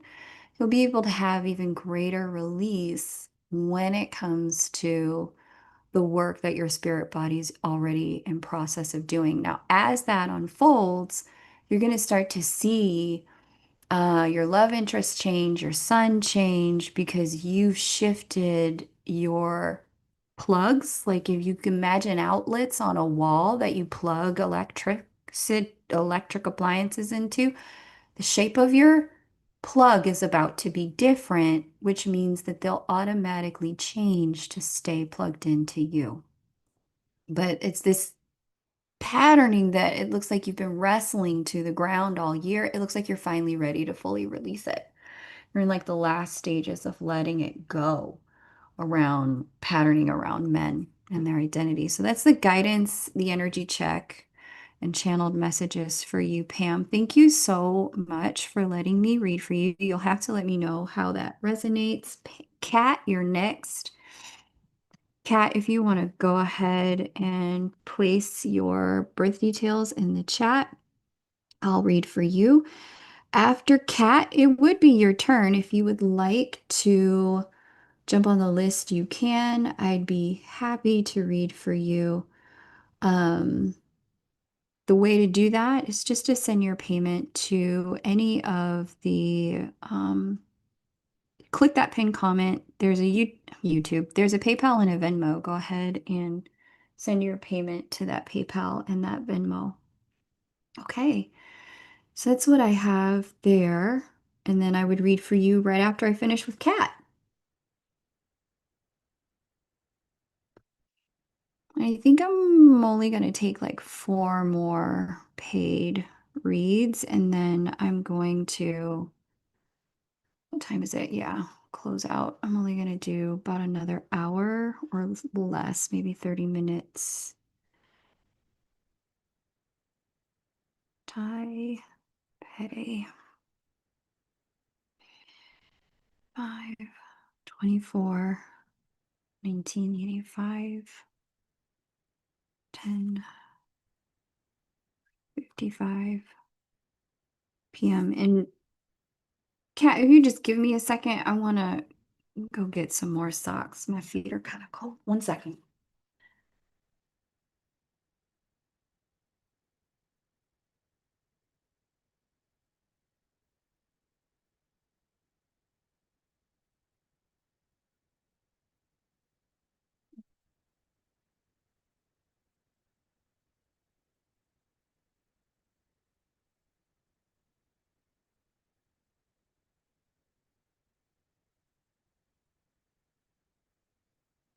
Thought those socks had something in them. It's like, what's in the sock?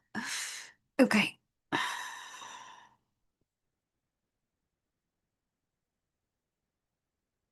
Close this other door too.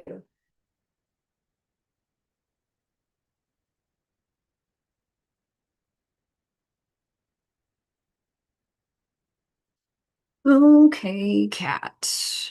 I've been in a significant Uranus transit, and the eclipses indicated changes in work, home, and relationship. All happened. Sounds about right. These eclipses were not playing with people's lives. What's left in the transit for duration and areas of impact? Oh, Kat, man, strong, strong woman. I know this has not been easy. So let's look. Let me set the timer. Let's look at number one. That was lunar eclipse in Pisces on 9/7. Um, Here we go. So this eclipse was here. Okay.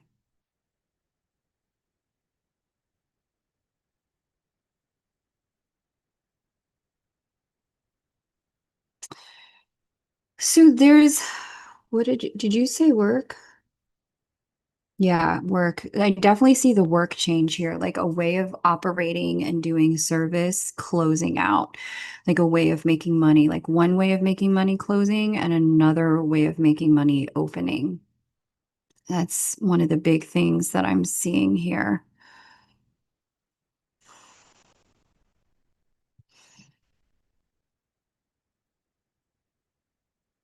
Okay.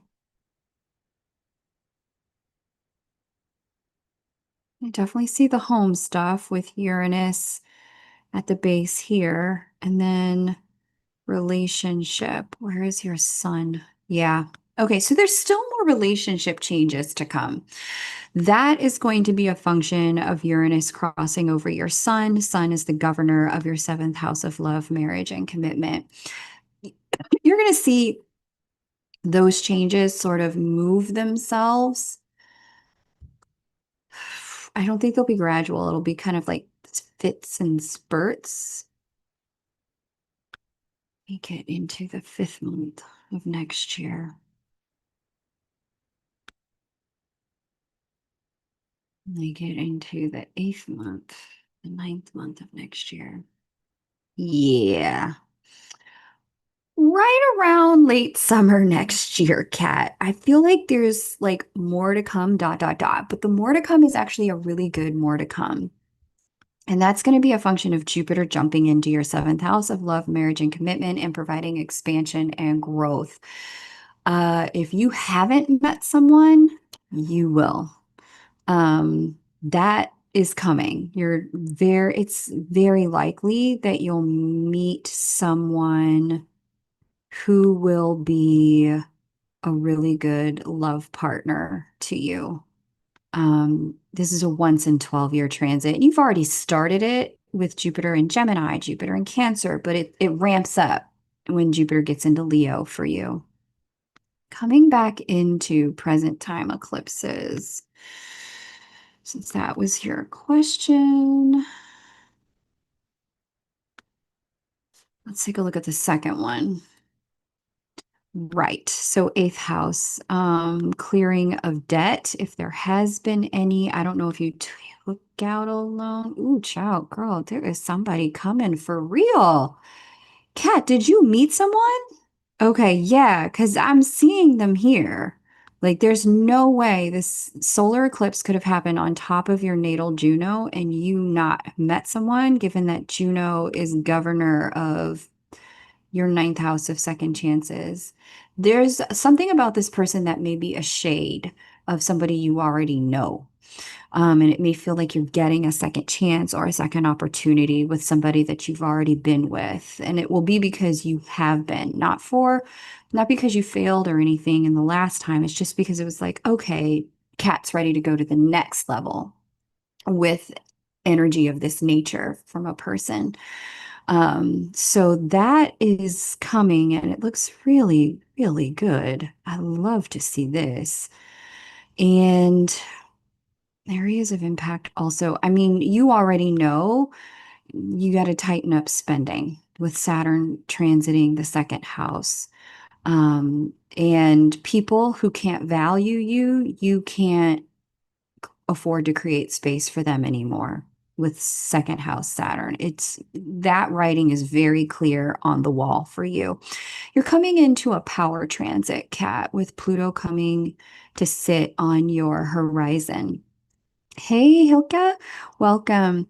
This power transit is forcing your hand when it comes to career stuff. I see there's big changes that have to get made when it comes to what you're doing and how you're making money. I think some of this is a function of age, economic change, and just kind of interest, like where you're at in life. But I'm definitely seeing a door close.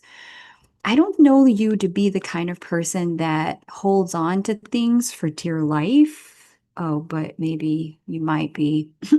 You have a lot of fixed energy here, Kat. So if this door is closing career-wise, I am going to say don't hold on for dear life. It's supposed to close. You are, in fact, supposed to be changing careers at this time with the Scorpio midheaven. Now that Pluto, its governing planet, is in a new sign for the next 20 years. 2008 was the last time it changed signs. So whatever you were doing 2008 to now, one chapter of your career. From now, 2025 to like 45, this is going to be a different chapter. Different chapter, different things you're doing for money. So be prepared for that. These eclipses are trying to help loosen your bond to the things you have been doing for work and make the steady transition into something else. So if you're trying to do something new, run after it with both hands. Put down what's not working, even if it's not finished. Because I see these eclipses have been really trying to help you understand service and your place in the world from a very different vantage point because the world has changed. So your place in it also is shifting. Okay, let me look.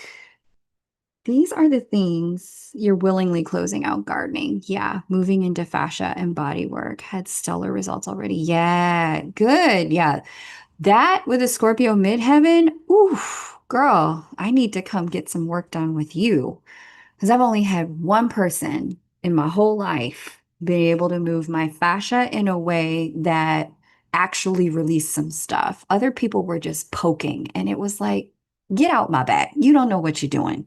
Even like trained professionals who've done it for years. I'm like, you don't know what you're doing. But with a Scorpio midheaven, with Saturn in Scorpio and Pluto in Scorpio, I can see you already intuitively know how and where to touch to foster the deep emotional release that facilitates breaking up of old patterning in movement, spirit, and emotion for people. So get after it, Kat. You're going to be a badass. You told all your clients a week ago, good, started your second book. Great. You know who it is. Contact in the 5D. Awesome. The value thing tracks. I've had an exodus of people.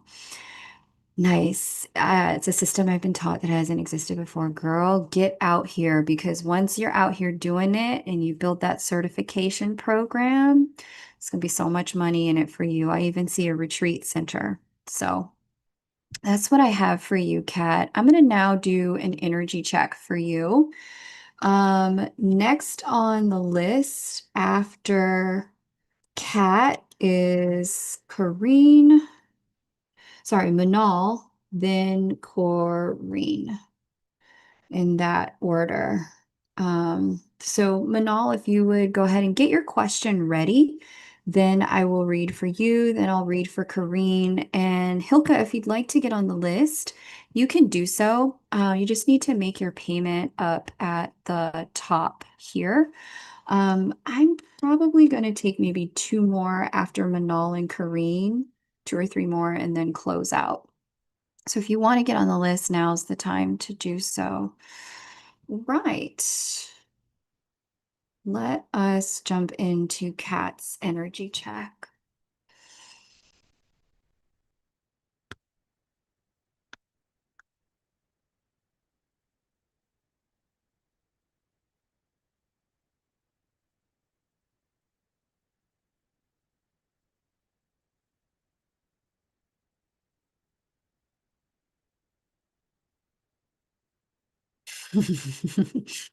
So you're showing me a picture of like tempest energy inside of your system and you like grabbing like a strand of wind and riding it like a dragon, girl. Damn. What an image. Yeah, you are seriously in let's go energy. Let me tell you something. When fixed energies are ready to move on something, they fucking move. Oh my God. Like, but if they're not ready to move, believe it, they ain't moving.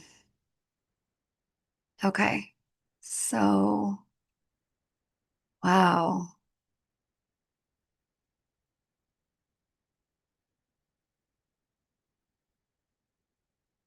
Yeah, it's really good, Cat.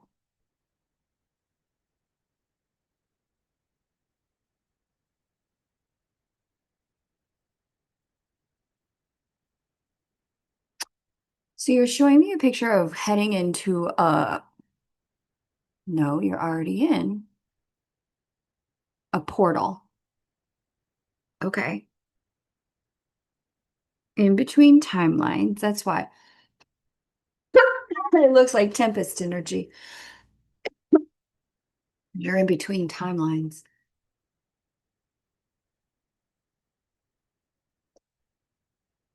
Okay, let's try this again now that I've had some water.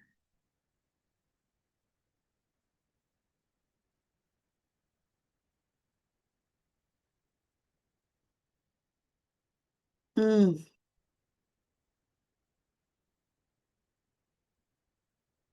okay, good. This is really good. So you're heading out the other side of this portal. Um, like you came in one side. If you can imagine, a portal is actually like a toroidal field. This is going to be just good intel for all of you. So I'm just going to show you the way timelines work. Um, okay, so this is a Taurus in time, and this was something I channeled last month. Um, in the fullness of time, scientists will discover that what we currently understand as black holes are actually toroidal fields. This is the best. I like this one. And so you go in the black hole one way and you come out it the other way. Cat, you're riding your little Tempest dragon right in there. This is the movement out of one timeline into another. And so it's going to take them a minute because, and some physicists are already working on it. Like the only way you can really identify that this is how black holes work as timelines is you have to actually take, for those of you who are into quantum physics and all this sort of stuff, you just, in order to write out the quantum equations, like the physics equation, you actually have to take zero out of it.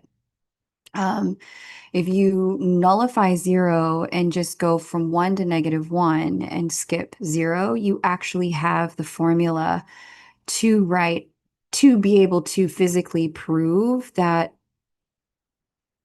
timelines exist as toroidal fields. So that's a whole different sector of stuff. But I like had a huge, like multi-hour conversation writing out the mathematics for this with ChatGPT and physics, and it was really fascinating. But anyway, I digress. Cat, this is where you are, right inside the middle of the field.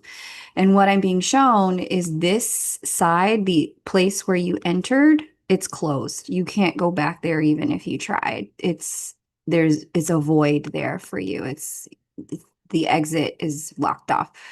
This is going to close, but you're riding pretty fast toward this exit point to get to the other side. So, um, I really like to see that for you. Let me come back into what's unfolding here.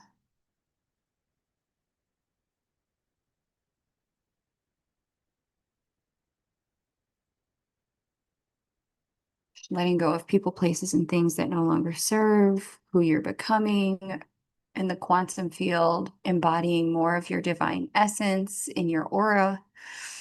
Um, Shifting levels of consciousness, like changing the view in a viewfinder, stepping into new realities. This is good, Kat. Damn, talk about becoming a new human.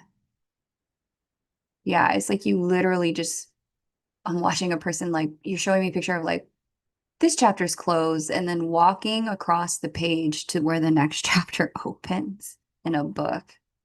Your visuals are fun, Kat. Okay. Anything she needs to do, she's already doing it. Any messages around what she needs to, in terms of consciousness, then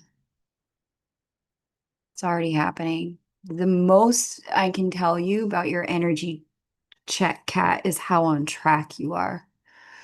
Like you're moving fast. Keep going. Do not look behind you. Do not look back. There's nothing back there for you. Keep going. The more you're going, like I'm watching you pick up speed, momentum, and then like the parts that need to filter into the third dimension, people, tools, resources, opportunities. These are all starting to come as you are building speed and momentum. So just keep going. Okay. That's what I have there. You're really on track. Okay. Love it. Love it. Okay, so we're going to go with Manal next. Manal, it is your turn. Thank you so much for your patience. If you would go ahead and place your question, Manal, I'm going to go ahead and read for you, and then I'm going to read for Kareen. And after Manal and Kareen, if you'd like to jump on the list, you can. It would be your turn. I would love to read for you. Okay. Um, Thanks, Manal, for being ready. Love that. Let's do it. Syria, Damascus, May 1.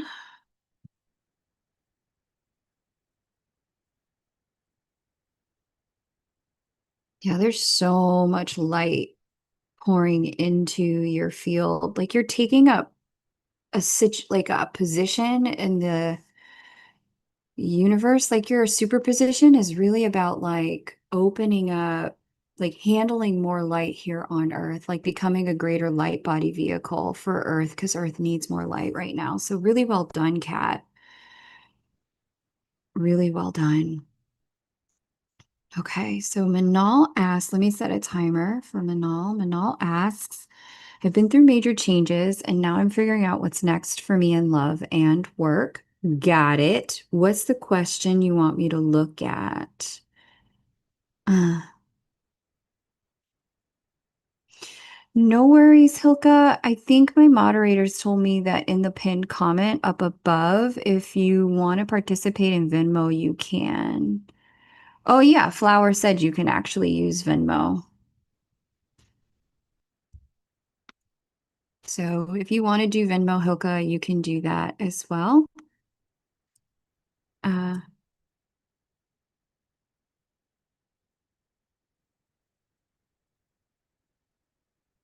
and yeah, after I finish with Manal and Kareen, then it would be your turn. While we're waiting on Manal's question, let me pause the timer and then we'll just see what's been happening here in the chat. Thank you all. MA, it is possible for a question. I think MA is Manal. Let's see.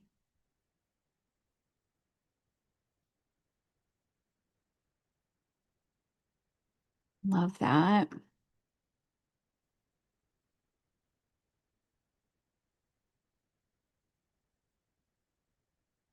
Okay, Melinda's love reading. Kat is baking and making goodies.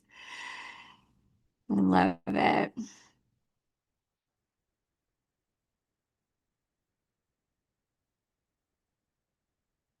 Good, Melinda. I don't know if Melinda is still here, but that's really good. Okay, yeah, opt out of the politics for now, Melinda. Thank you, Melinda. You watch the YouTubes.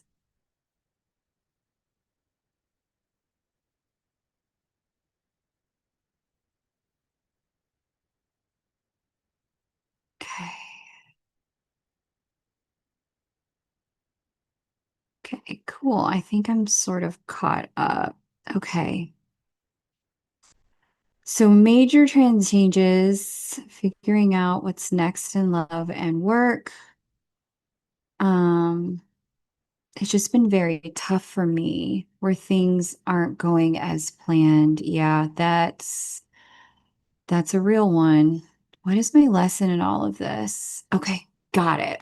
Thank you. Let me come up with the transits. Okay, so in the opening to today, I shared a message for all that definitely applies to you with Pluto, Uranus, Neptune, Saturn, all changing signs all at the same time. It's forcing our hand collectively in terms of change, and you're not alone. The thing that's unfolding here is a movement into your next place here on the planet in terms of your service. We see the sixth house activated, your career. We see the 10th house activated, and of course, love with Pluto jumping into the sign that governs love for you. And your identity, and where some of this for you is also going to be about where you live. I see there's a change here on the home front in terms of where you live as well. So, um, when I look at this for you, I think the main thing I'm really guided to tell you is that you're not off track and you're not doing it wrong. In fact, these changes, you must have a lot of fixed lover energy in your life. You do. Okay, so take a look over here on the left side of your screen, Manal. There's cardinal, fixed, immutable. These are the modes. The modes are the way we respond to life. The elements, fire, earth, air, and water, are the way we process life, the way we digest it. But then when we're ready to respond, we either respond cardinally, which is to take initiative to do something new, fixedly, which is to hold steady and sustain what is, or mutably, which is to bend and flex our way into something new, to shapeshift. When you have a lot of fixed energy in your chart, change doesn't come organically, naturally, or easily. Change instead comes by force. And what you've just experienced is a transit that's going to be once in a lifetime for you, that's forcing change. The organic programming of the fixed energies is to operate sustainability, continuity, consistency, allowing things to continue as long as possible, regardless of what comes, holding the line. With an abundance of fixed energy in your chart, change is something that does need to happen with a bit more of a heavy hand. And this is why it's unfolded in some of the way it has. But I want to be clear with you, you're in great company because these planets have been heavy-handed with all of us. Some of us just changed a little faster. That's all. But what you're experiencing is this energy of movement toward your next chapter. So let's take a look at what this next chapter is about. I'm already seeing major family changes in your energy check space, but we're going to come back to that. Let me see what you have at the early degrees and late degrees in your chart. Okay, so Juno is a big one. So love changes, releasing family programming when it comes to love and relationship, healership, way showership, and guidance for people, your creativity, that's the Chiron aspect. Um, and then Jupiter governs Pisces and Sag. Yeah, your path when it comes to children is going to change next year as well. There is some potential to become a mother. Now you don't have to, like, what is square there? Yeah, you could plan this or it could happen unexpectedly. Both are possible in your chart. Sometimes it's only one or the other, but this is a deep energy, a transit of like motherhood and potential to become a parent. You could adopt, you're already a mother. More kids, Manal, more babies. One of your friends, like if your godmother duties may be called up, if you're already a godmother for somebody else's kids, but I'm seeing a transit of more children showing for you next year. But some of these changes are really to help prepare you for, I'm hearing advanced fertility, advanced creativity of what's to come next in your third dimensional reality. Um, Mars, yeah. Okay, there's a lot going on here with family. Let me jump into your channeled messages here and see what's what. But again, the purpose of this is because you're closing out one chapter and stepping into another one, and instead of doing it gradually, you're doing it all at one time, which means that this is a very abrupt departure. It's almost like as if somebody came into your life, like they come into a city and say it's time to evacuate, and you just have to drop what you're doing, grab what you can, and go. This is what I'm seeing here in your chart. And this is why plans were interrupted because they weren't supposed to get finished. You were actually supposed to change at this time, but allow things to be as stable as possible until this time. And now it's time to go, get the go bag and go, okay? Into this next chapter. But let me see, let me do your energy check here and see. After Manal, I'm going to do Kareen. Kareen, feel free to go ahead and post your birth details. Let's take a look at Manal's energy body. Manal, Manal, Manal.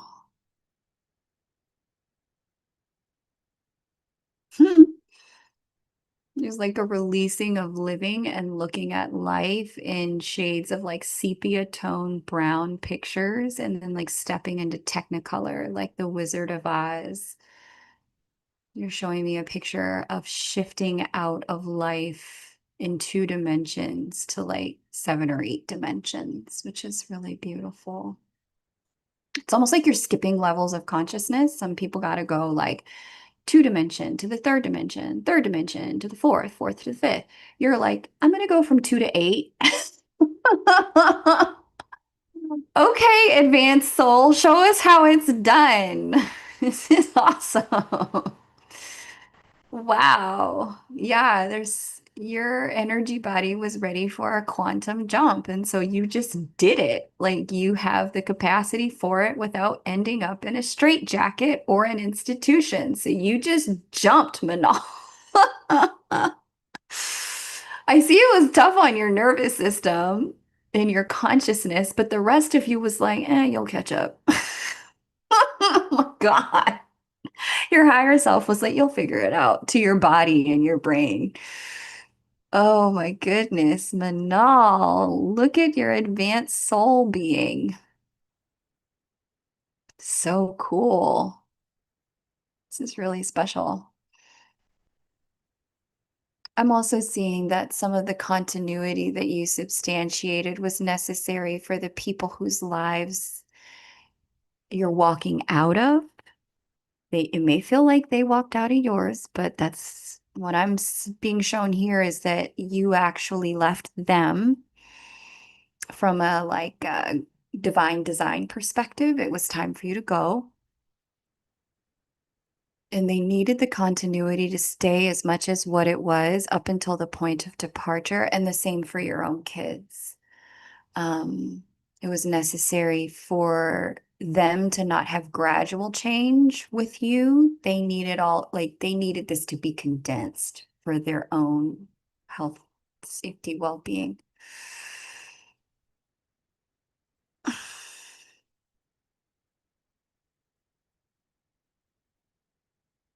The great softening is happening for you.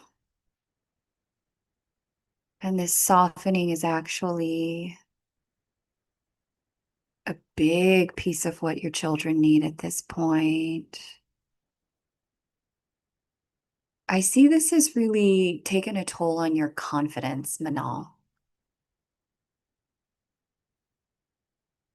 I see you're not the only one in your circle, that some of your other friends are going through, like some of your cohort. Maybe it's siblings, cousins, neighbors, maybe it's friends.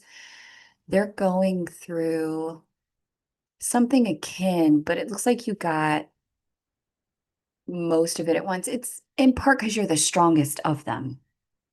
You can handle more at one time.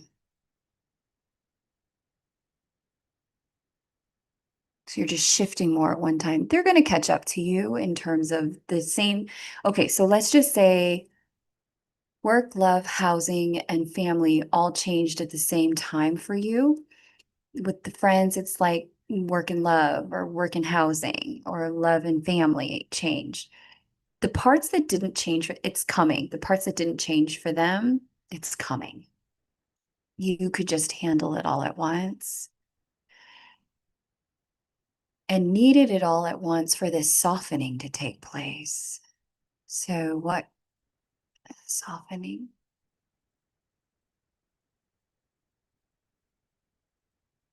Relax structures, release of rigidity, ending of programming, heightened consciousness, love focus, deleting details, focusing on priorities, not positions.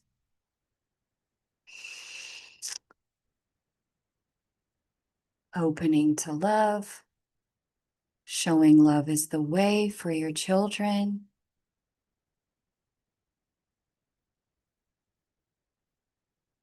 New programming.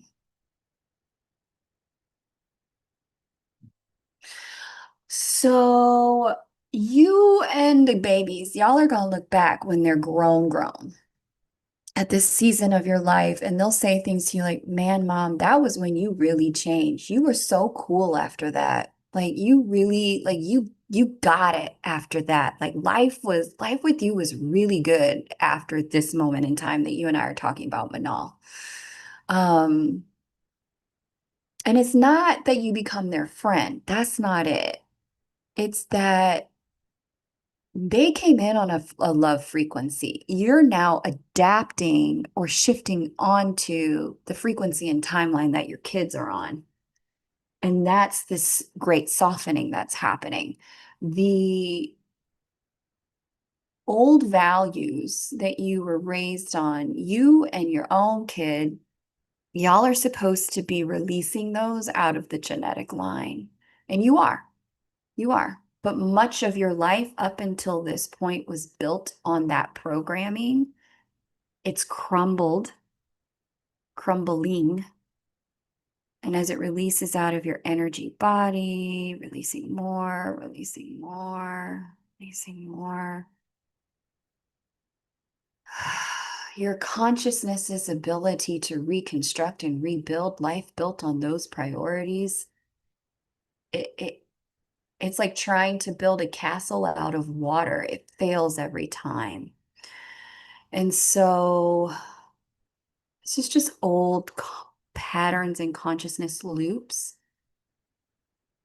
The saving grace is watching the world fall apart around you, because that's actually giving you some permission to give yourself grace that you're not a failure.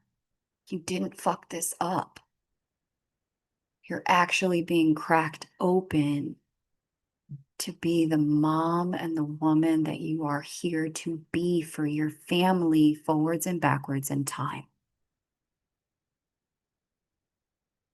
Similar message to someone I gave earlier, like be careful about your inputs. Um, you need to find some better inputs, because some of your inputs, like television, music, movies, things you're consuming through your eye gates, I'm seeing they're not, and ear gates, they're not helpful. They're actually holding you in the old pattern for longer than is necessary. Trust, I'm seeing, is really key right now. That this is happening for you, not to you, through you, not just to you. And that this is like ultimately what's supposed to be happening. Okay, financially, I'm being told to tell you to not worry, and to pay attention to the ways that you are being provided for month over month over month. That despite everything seemingly disintegrating,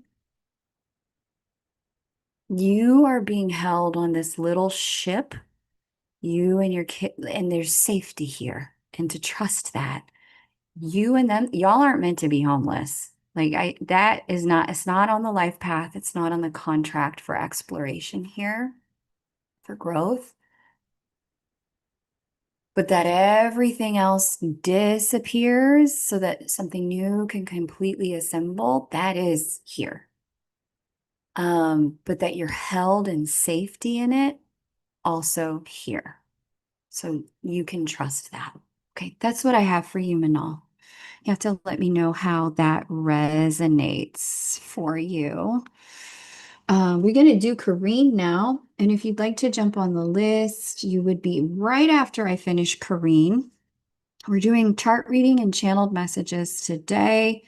Here is the way to make your payment.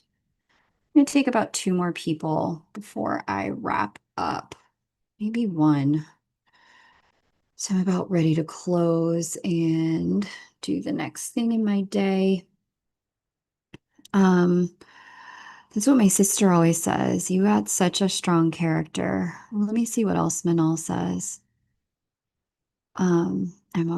Perhaps that's why it felt so exhausting. That's great to hear, I guess. Yes. Sounds like a reprogramming for sure. Yeah.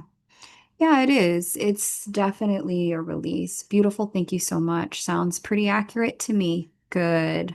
Awesome. Oh, Kareen was born in slow. Love it.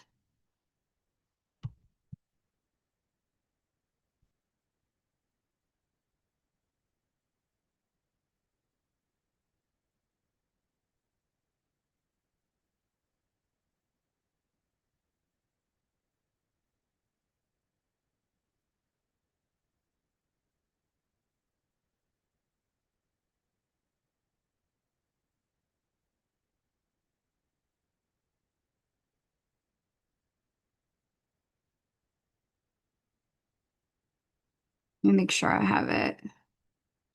Slow 8:11:82, 3:55 a.m. Perfect. Okay.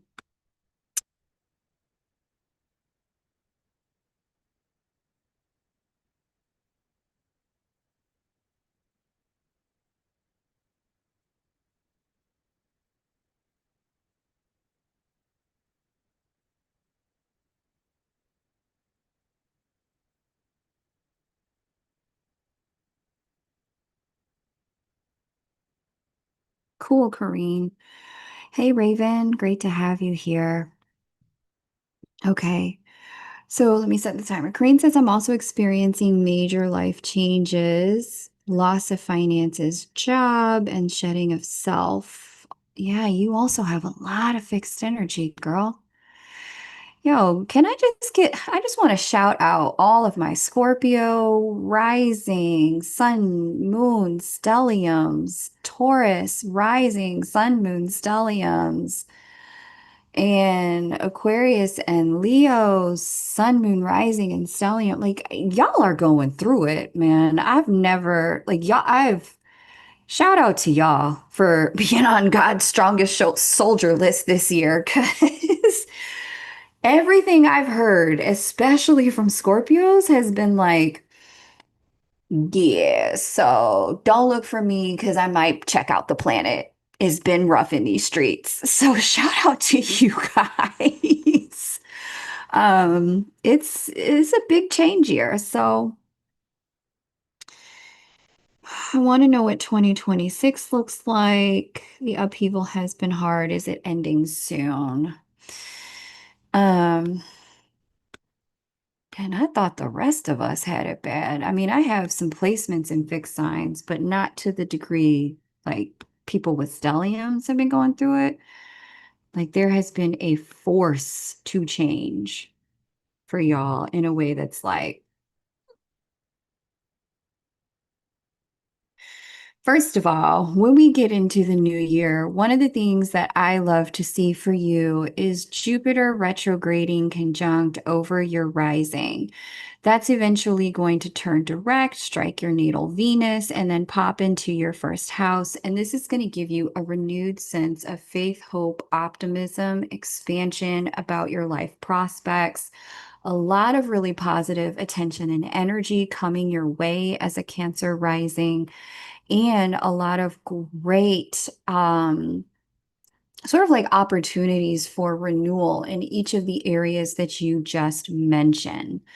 All of that to say, um, I see the light where the universe has your career yoked up, and your money too.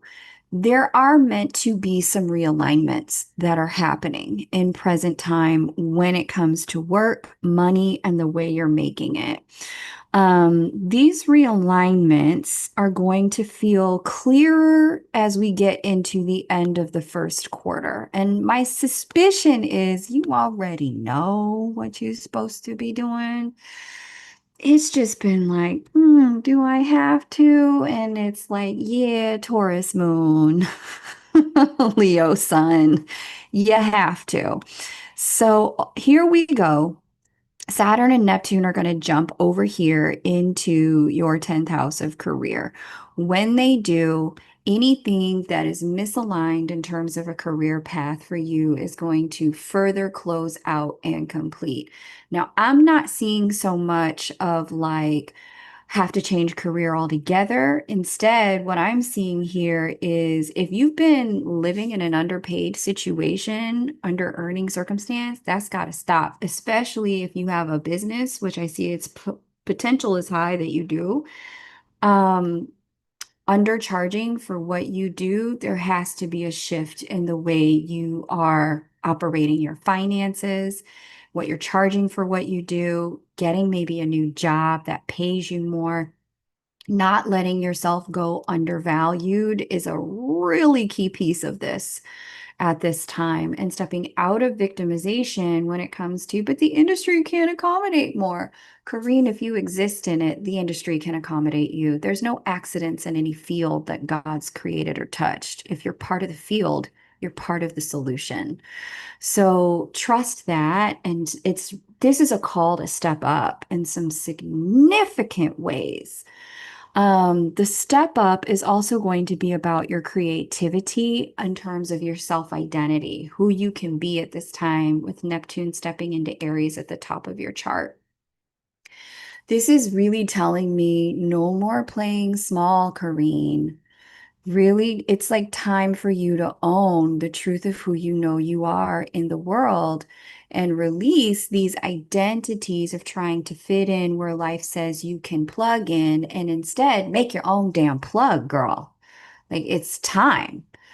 Um, there is something really unique and individualized about the way you're meant to be showing up here on the planet when it comes to work and money, and trying to play the world game has actually been holding you back from some of the money, some of the service, some of the customers, the clients, the career that is meant for you. And so you've had, I see also, like, let me look at your natal real quick before I go into your energy check. You've had a good career run. I see that here, but it's also time for change. And with that change is going to come when you really own, like, yeah, there's some things that are really unique about the pathway that I have been on, and it positions me perfectly to do this unique thing that only I can do. I'm seeing when you start to own that, whether it's on your resume and LinkedIn or on your website and in your business and marketing promotions, that's when you start, this new chapter starts to yield results for you. But getting out of the fear, because I see fear as a big piece of the problem here in this transition and why it's kind of like, and now everything will change at the same time, because there's just been too much fear running your programming. Getting out of the fear that, if things change, they're not going to be good. Or if I change, then I won't make enough money. Getting out of that sort of looping is really going to expedite your pathway here. So let me do your energy check now, Kareen. And if you'd like to jump on the list, you can. If you're just joining, if anyone would like to ask a second question, now would be the time to book it. Because I'm going to wrap up pretty soon here, and I want to take 1 to 2 more before I do so. Now's the time for a second question if you want to book it. Samantha, it is nice to be among friends. Oh, yeah, so much fear in so many aspects of my life and path. I see that this is fear has been a lot of what's holding you back.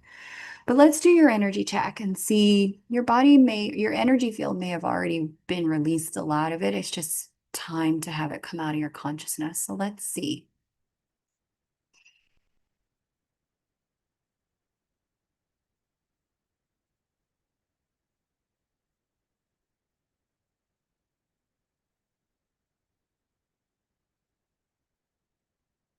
Hmm. Okay, so I'm seeing the fear is really attached to this story. Life wasn't supposed to go like this. This wasn't the life I was promised.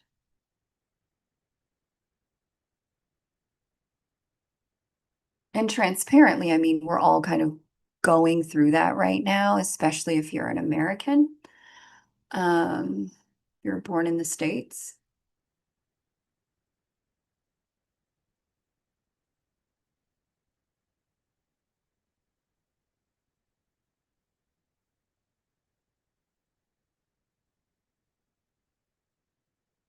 And I see it's creating a lot of distortions in the solar plexus and in your stomach. Like this fear has like literally been like creating anxiety that's eating you alive on the inside. Okay, so let's just create some healing there.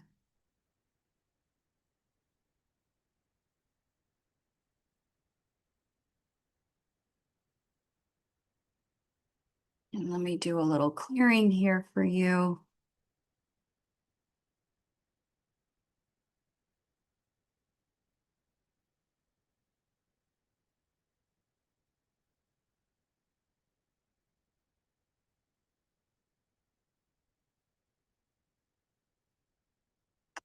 Some of this looks like it's also created a lot of fear and distortion in your love life.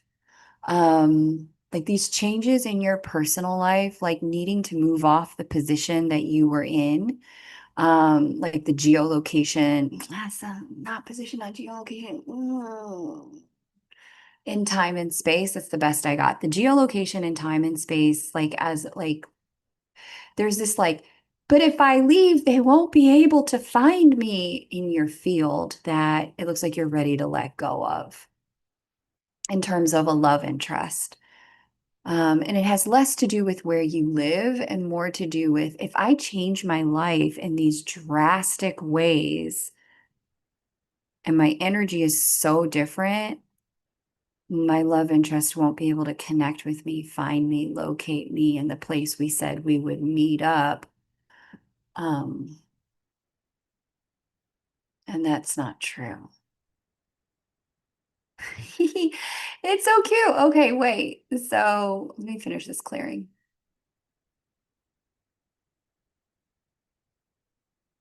Yeah, I see this has been creating problems in areas related to the second chakra as well.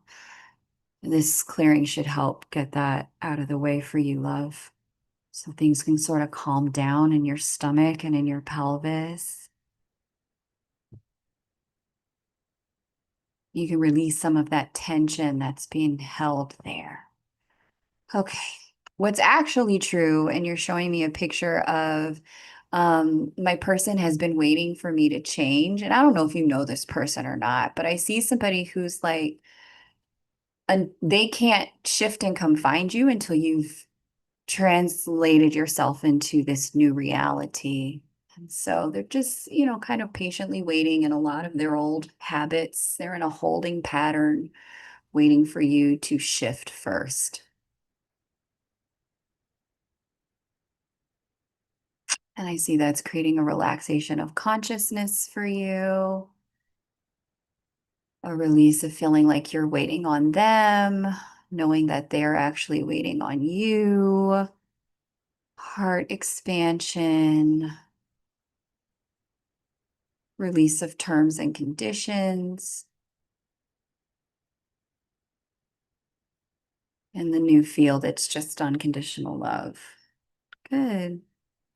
So I'm watching you pick up standing in the flow of contribution, whether there's money there or not. And then as you're like literally standing in that riverbed of contribution, water starts to flow. It's you and a bunch of other people. So I'm not sure what you're doing work-wise, or have been doing, but one of the things I'm being shown here is like you almost start to do it a little bit like for free here and there, but then you get rigorous about asking for referrals, recommendations, and reviews. And that starts the process of pumping the well, like getting water to flow down this river again. It's just being in the flow of contribution, getting out of paralysis when it comes to your offering here on the planet.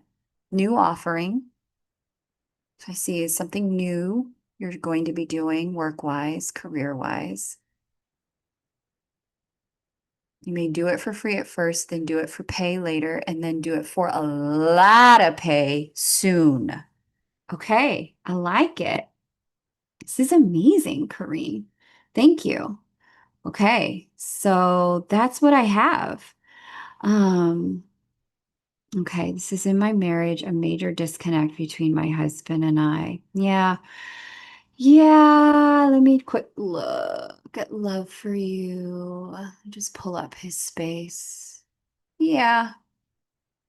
Yeah. Him, he's like waiting for you to shift. That's exactly right, Kareen. It's him. Okay. So that's what I have for you, Kareen. Thank you so very much for letting me read for you and for your patience. According to my little time thing when payments came in on my phone, it looks like you paid 52 minutes ago, and I really appreciate your patience. Thank you. Um, thank you all really for hanging out today. There is room for one or two more questions. If you'd like to jump on the list, let me know. I'm gonna go ahead and read for Flower and Kylie. I appreciate y'all hanging out. Flower, you first. You're welcome, Kareen. Let me know how that resonates for you. Flower, if you want to give me your birth details, I'm gonna do a read for you. Thank you again for being a moderator and hanging out for all these hours with us. I really appreciate that. And then Kylie, you second. And then if there are no others who jump in, we will close out. Hey, Paisley. Oh, I'm so glad it's been awesome. Thank you.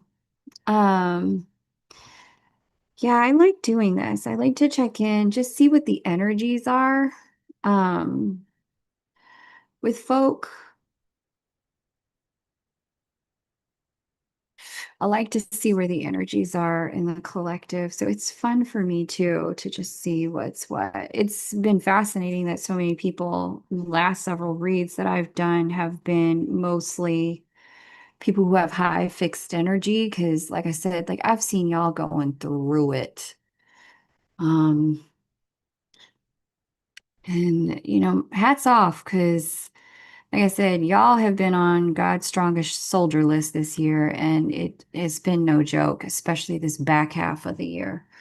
Okay, so let me see what Flower's question is. What should I be focusing on now? I'm ready for love. Love, love. Okay, let's do it. Let's set a timer. In terms of focus, oh, Jupiter conjunct Moon. I love to see it. Where's natal Jupiter and natal Neptune? They're together in the third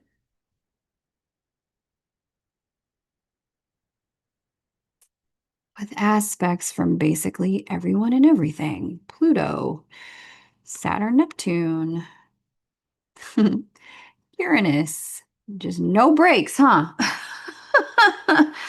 So this very much reminds me of the Doreen Virtue love card in that love and relationships deck she had and then unpublished after she went to the other side. But that card that always said like your love life is ascending to a higher level. That's what I'm seeing here. Is your love life is ascending to a higher level. But in order to get there, yeah, exactly, Raven. There's a lot of like change and shifting that you're being asked to do personally in your concept and idea of love, partnership, and relationship, and really being guided to focus on some of your ideals when it comes to a partner. Like, what's the truth of what you really need, as opposed to like all the ish the world says you're supposed to have, it just doesn't really matter to you. But, ultimately, in a good, healthy relationship, your ideal relationship, not the world's ideal relationship, Flower, what is the thing that is your thing? You and your person may love, like dressing up and doing like the face paint and like going to NFL games or watching, what's it called? Like the Banana League baseball. I just discovered this. It's so fun. Um, but yeah, that may be your thing, and other people may poo-poo that. But in your world with your person, that's what y'all do. Or you like dress up on full moons and go in the backyard and have a ritual and then fuck like maniacs till morning. You know what I mean? Like, that's not anybody else's thing, but hey, it keeps y'all happy, keeps your love life moving forward, keeps you bonded and connected. Do it. There are some things that are going to be unique to Flower when it comes to love, relationship, and partnership. And you're being asked to dive deeper on your understanding of what those things are and release the noise that the world says your relationship is supposed to have. Okay, so yeah, sometimes he's a fuck up with his money. Fine. Do y'all figure it out? Yes. Does great sex and going to Banana League baseball help? Also, yes. So, like the world's going to tell you a lot of stuff, but I'm seeing a lot of shedding of world programming and consciousness because Jupiter and Neptune sit in the house of consciousness as governors of your seventh house of marriage and commitment. There is a real calling for you to focus on your ideals, not just the programming that's come from the world when it comes to partnership here. Okay. So, all of that to say, um, big change a coming in love. And one of the best things you can focus on in present time is putting yourself out there, in particular with family and friends this holiday, as Jupiter retrogrades in the 11th house of wish fulfillment. Jupiter represents husband and opportunities, but also Cancer represents family. So anything you get invited to by family, I don't care if it's that cousin you never spoke to. If she invited you, fucking go. Cut a wide arc around that chick and just talk to everybody else, because I promise you, one of your other cousins or family members may bring a friend, and that friend may be your person. So get yourself together, get out, get visible, get seen. Make sure that you are giving yourself the opportunity to like be out there among friends and family this holiday. Like, dress up. Like, and here's the thing too, right, Flower, that I'm seeing, you just went to Chicago to see family. More of that to come. I would, like I said, like, don't go and just like, wear your sweats in the ponytail thing, girl. No, no, no. The pandemic is over, and I'm putting all y'all on notice. I had to put myself on this notice. Girl, the pandemic is over. We are done with athleisure. We're done. We're no longer roaming the streets in yoga pants and a hoodie. That's at home. We are now utilizing our good clothes because it's just time. We're just wearing the good clothes because, period. Period. So dress up, look nice, put the makeup on, right? Damn it, I gotta put a bra. Yes, girl. Yes, if you looking for love, and make it a cute bra. Let it be something for him to look at when he takes off. Don't be out here just wearing, your industrial shits. Like, the bra with the gaps in it and the shoulders, like, straps coming off. Like, mm-mm. Go get something nice to wear, something you want to put on and you love to look at your own titties in when you look in the mirror. Okay, flower? Come on, like step into this. Have some fun with your body. Feel good in your life. Like, put on the kind of outfit that when you walk past the glass on the street from the parking to the function, you have to check yourself out. Like, ooh, I look good. I like that. Make your like romance yourself a little bit because that's going to set the frequency for you to have somebody, feel like they can step into that with you. Like you be the party, let them be attracted to the kind of party you're having. Yes, Raven, this is how we roll over here. We go all the way there. So yeah, like be the party flower. But this energy into July is really going to set you for love. But I need you to participate in it a bit more, flower. Like really get off your couch, put the bra on. And if you don't got a good one, go get one. Uh, Makeup and hair so that you feel good about you. Okay. Yeah, get your cowboy Carter together, flower. That's it. That's exactly it. Okay, let me look at your energy body. The timer just went off. Kylie, go ahead and put your details for me. Um, Let me see.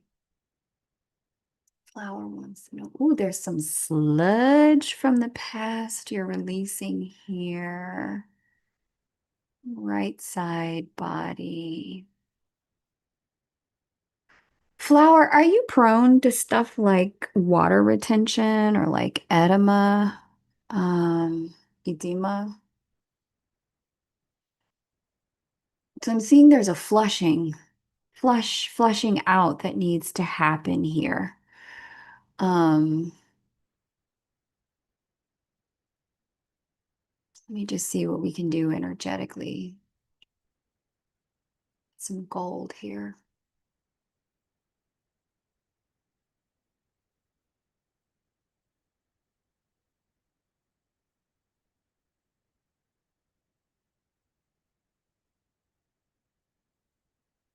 Yeah.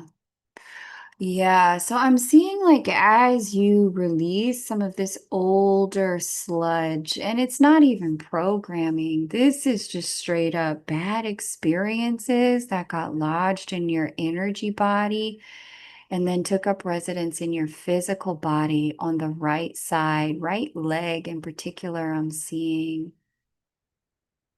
I don't know if there's aching in your right leg or not, or swelling there, but um yeah, I see the swelling here, hun.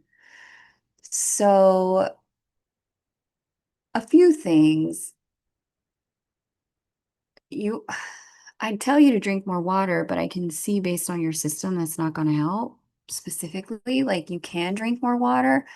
The issue is release and what's going to open the gate so that the cells can actually release.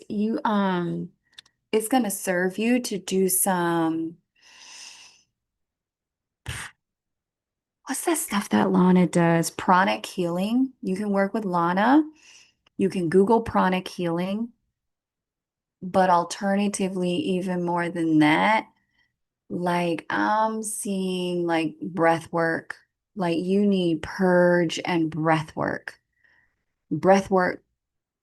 for specifically for the purposes of purging pain stored in your emotional body. Um, because as you release that, I'm watching your cells let go. Um, of what they're holding in storage, and the water will actually work. Drinking more water will actually work. Right now, the cells are closed, and so the water passes by and doesn't actually cause the release, but it helps some, but not enough. We need to trigger the cells to open. So other ways you can do that is through what you call it. I was going to call it hydraulics. It's not hydraulics.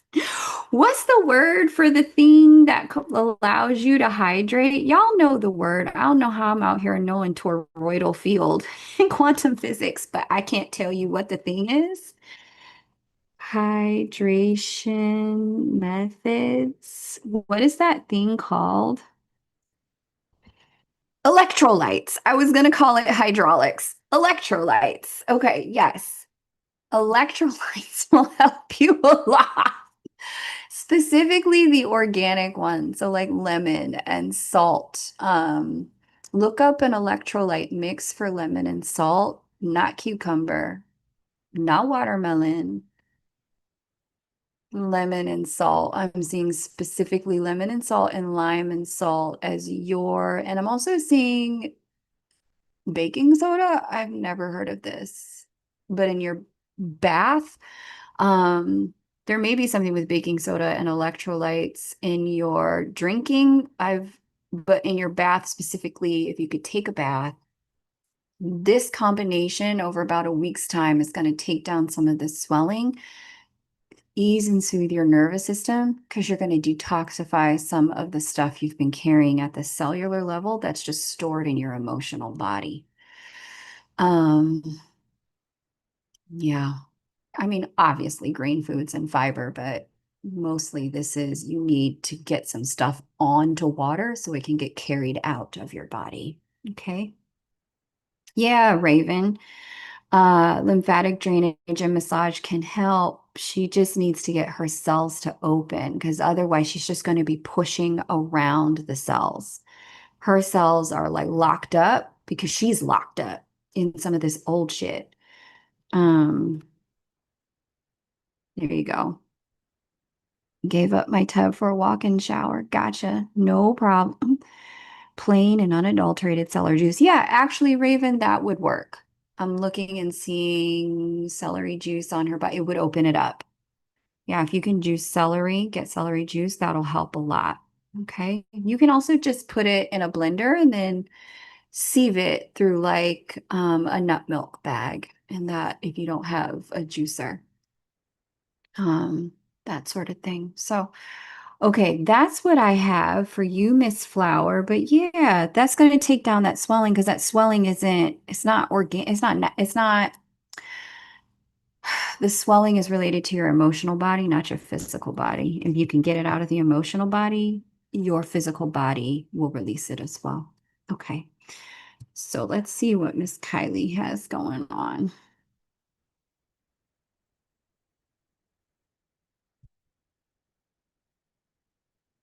You have to let me know how that resonates.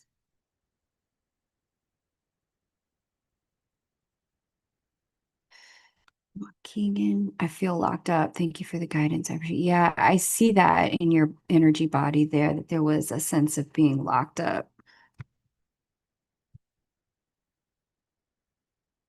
But you can release it. What Raven just said, the celery juice will help too. So any of those combination of things, you can utilize those. Okay. I just wouldn't use Pedialyte, Gatorade, electrolyte drinks that are factory made. I would make it at home with like organic chemistry. That's actually going to expedite this for you. And use distilled water with it if you can, rather than tap. Okay, baby? All right, let's take a look at what we have going on for Miss Kylie and the return of the people from her past. Okay, Kylie, what you got? Any happy news for November and December? This is 2:15 p.m. Let's get to AM.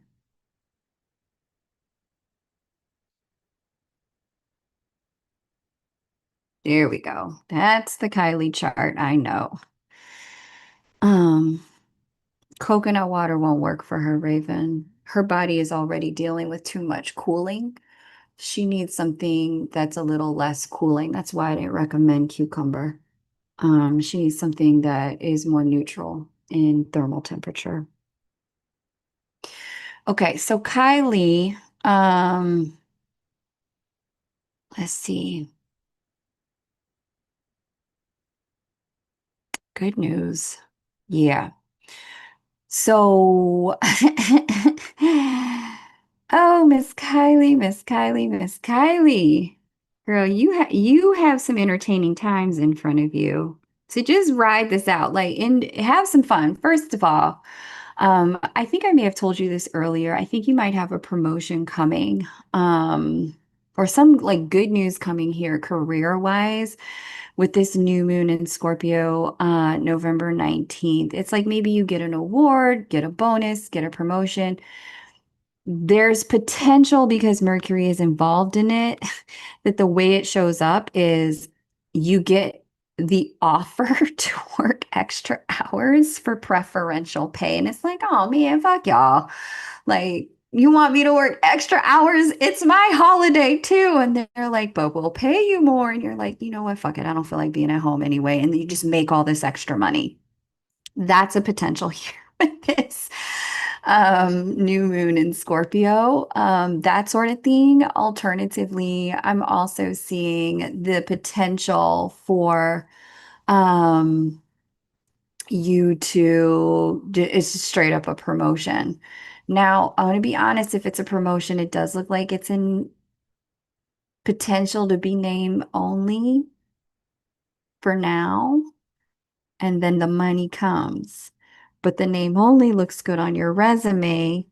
And then there's the potential to job hop and say, yeah, I did this position. And then at the new job, you get like a substantial increase in pay because the title is a substantial increase in pay at the new organization or new company. So, um, that's, let me tell you about November. That's that. I want to get into the fun stuff. Also, yes, love in the workplace is it's in the air, Kylie. I am so sorry. Um, yeah. Expect more than the one that we spoke about to be like trying to holler at your job. Expect there to be more than just that. Okay. Okay. Now, he may be the only man you're aware of. Trust, there's more in the energy. So moving on. Here is the Sagittarius new moon right here at the cusp of your 11th and 12th house. And this is my favorite for love. I get hit on by old men. More to come, Kylie, more to come. Listen, listen, listen. We'll talk about that separate. But all I can say is, yeah, definitely more to come with the new moon in Sagittarius and new moon in Scorpio.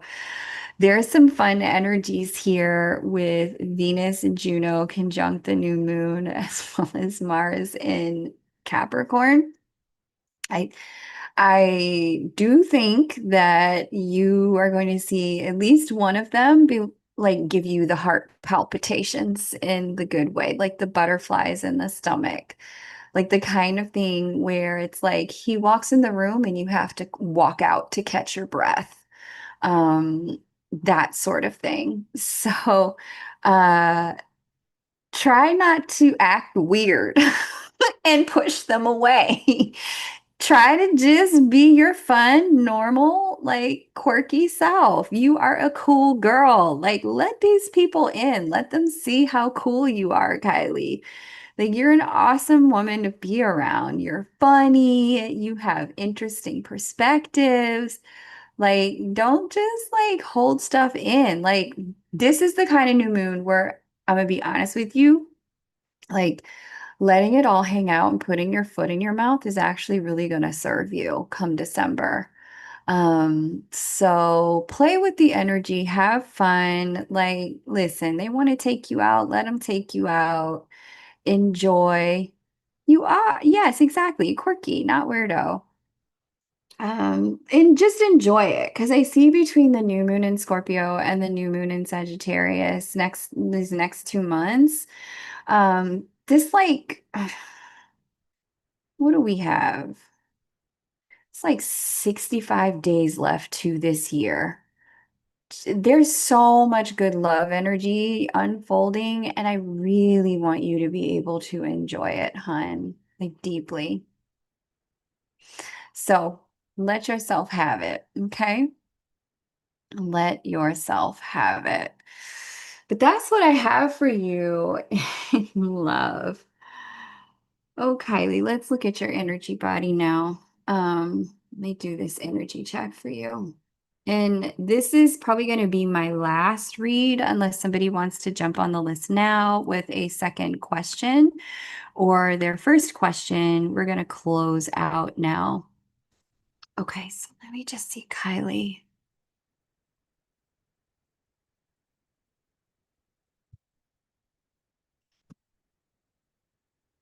Oh,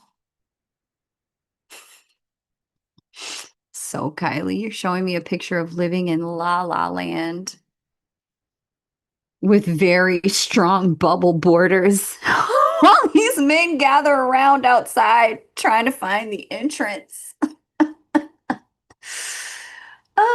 But you're just in there with your roses and your unicorn. It almost looks like Candyland. You're showing me a picture of that board game from when we were kids called Candyland.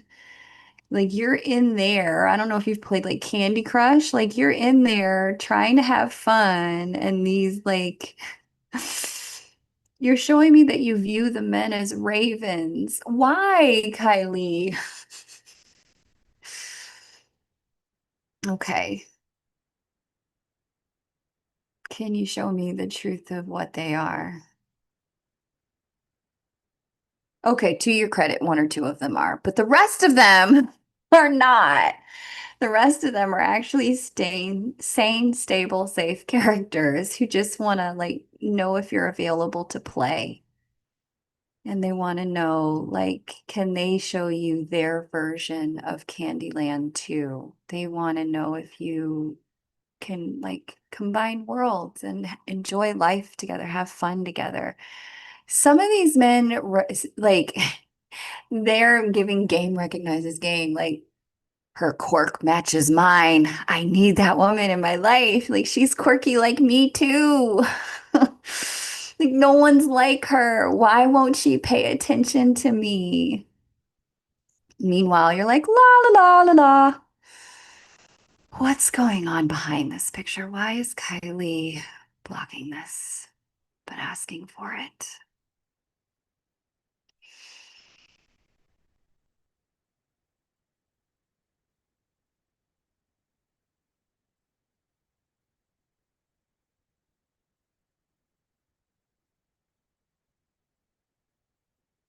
So there's some pain pictures here that you're ready to let go of, related to your mother's love life choices.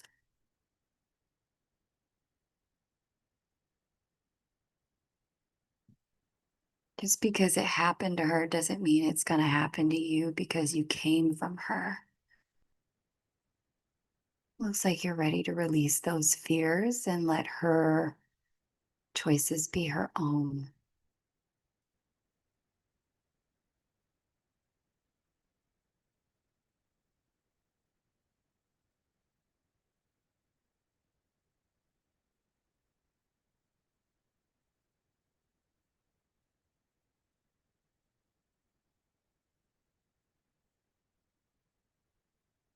There's also some ways you're utilizing the bubble walls of the Candyland to insulate yourself from what your sister just went through.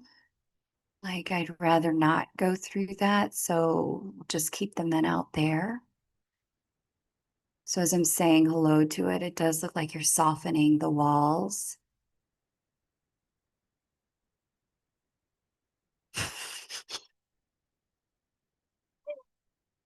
And you're utilizing like a slingshot to like shoot little rocks at the ravens so that they go away, but the other men can come in.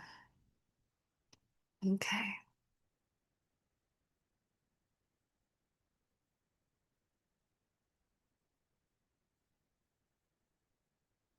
And I'm watching you open up to the relief of not being alone.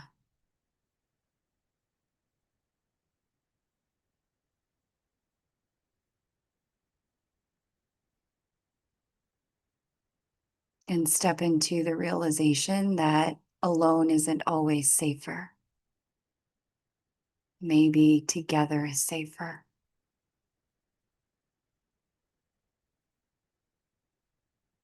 with the right person. This is beautiful work, Kylie. Great job.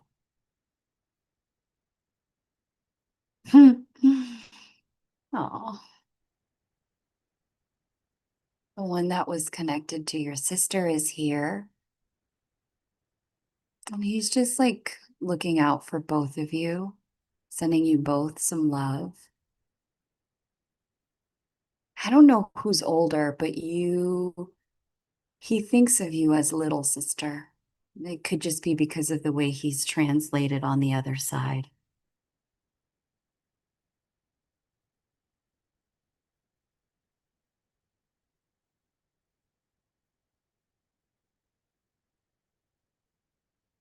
But him taking this step is actually creating some space for you and your sister to take your next steps in love as well. In particular, you.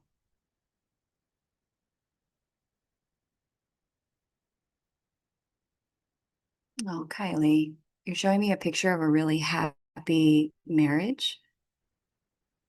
It's very settled with someone who's patient with you and gets you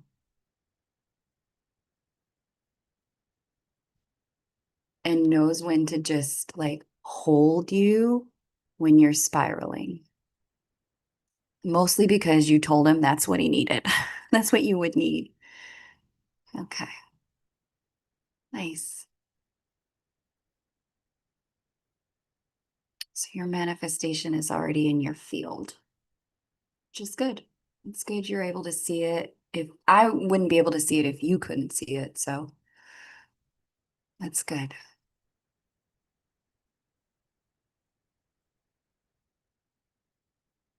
There is a release of low self-esteem here. Something's wrong with me story. Again, that's connected to your mom and her programming. I see it's in the way she communicates.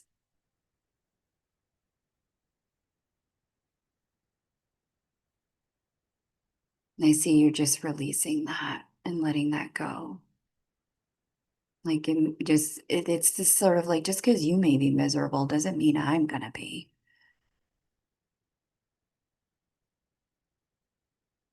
And starting to put up some spiritual boundaries between you and your mother and her frameworks for living. Nice work, Kylie.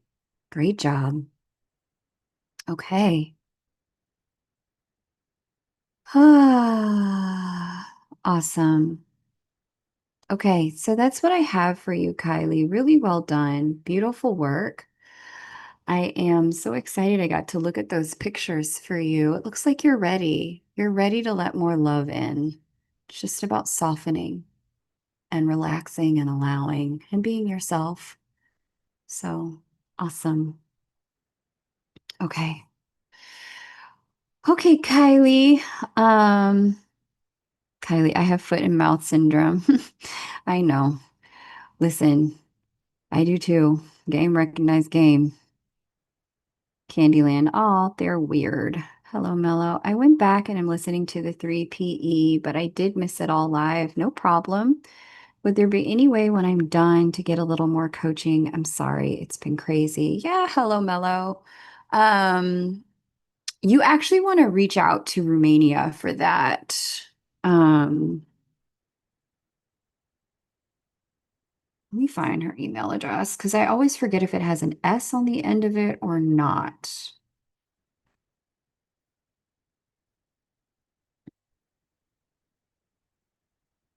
Yes, okay, it does. Molded vessels.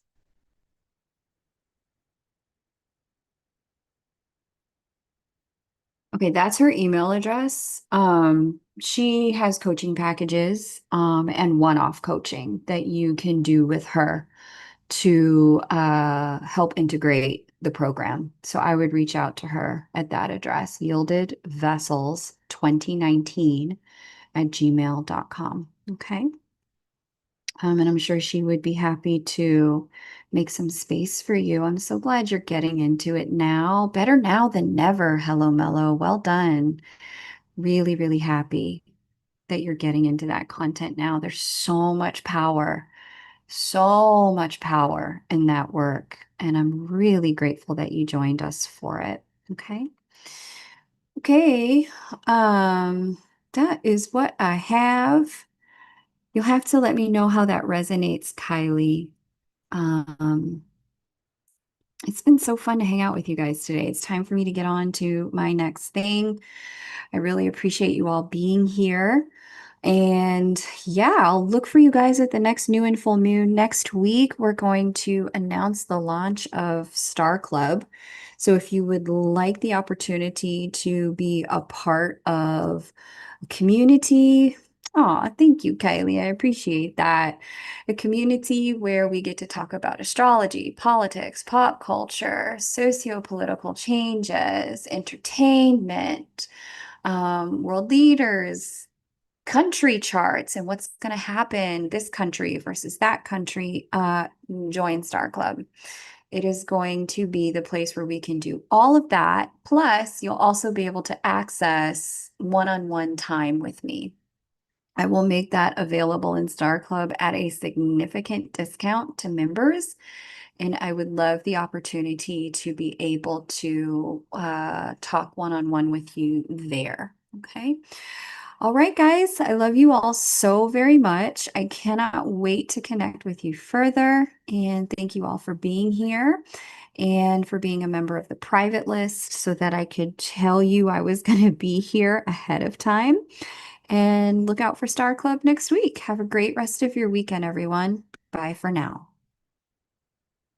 Oh, wait, how do I end the live? Why am I doing that? Okay, wait, this is how I do it.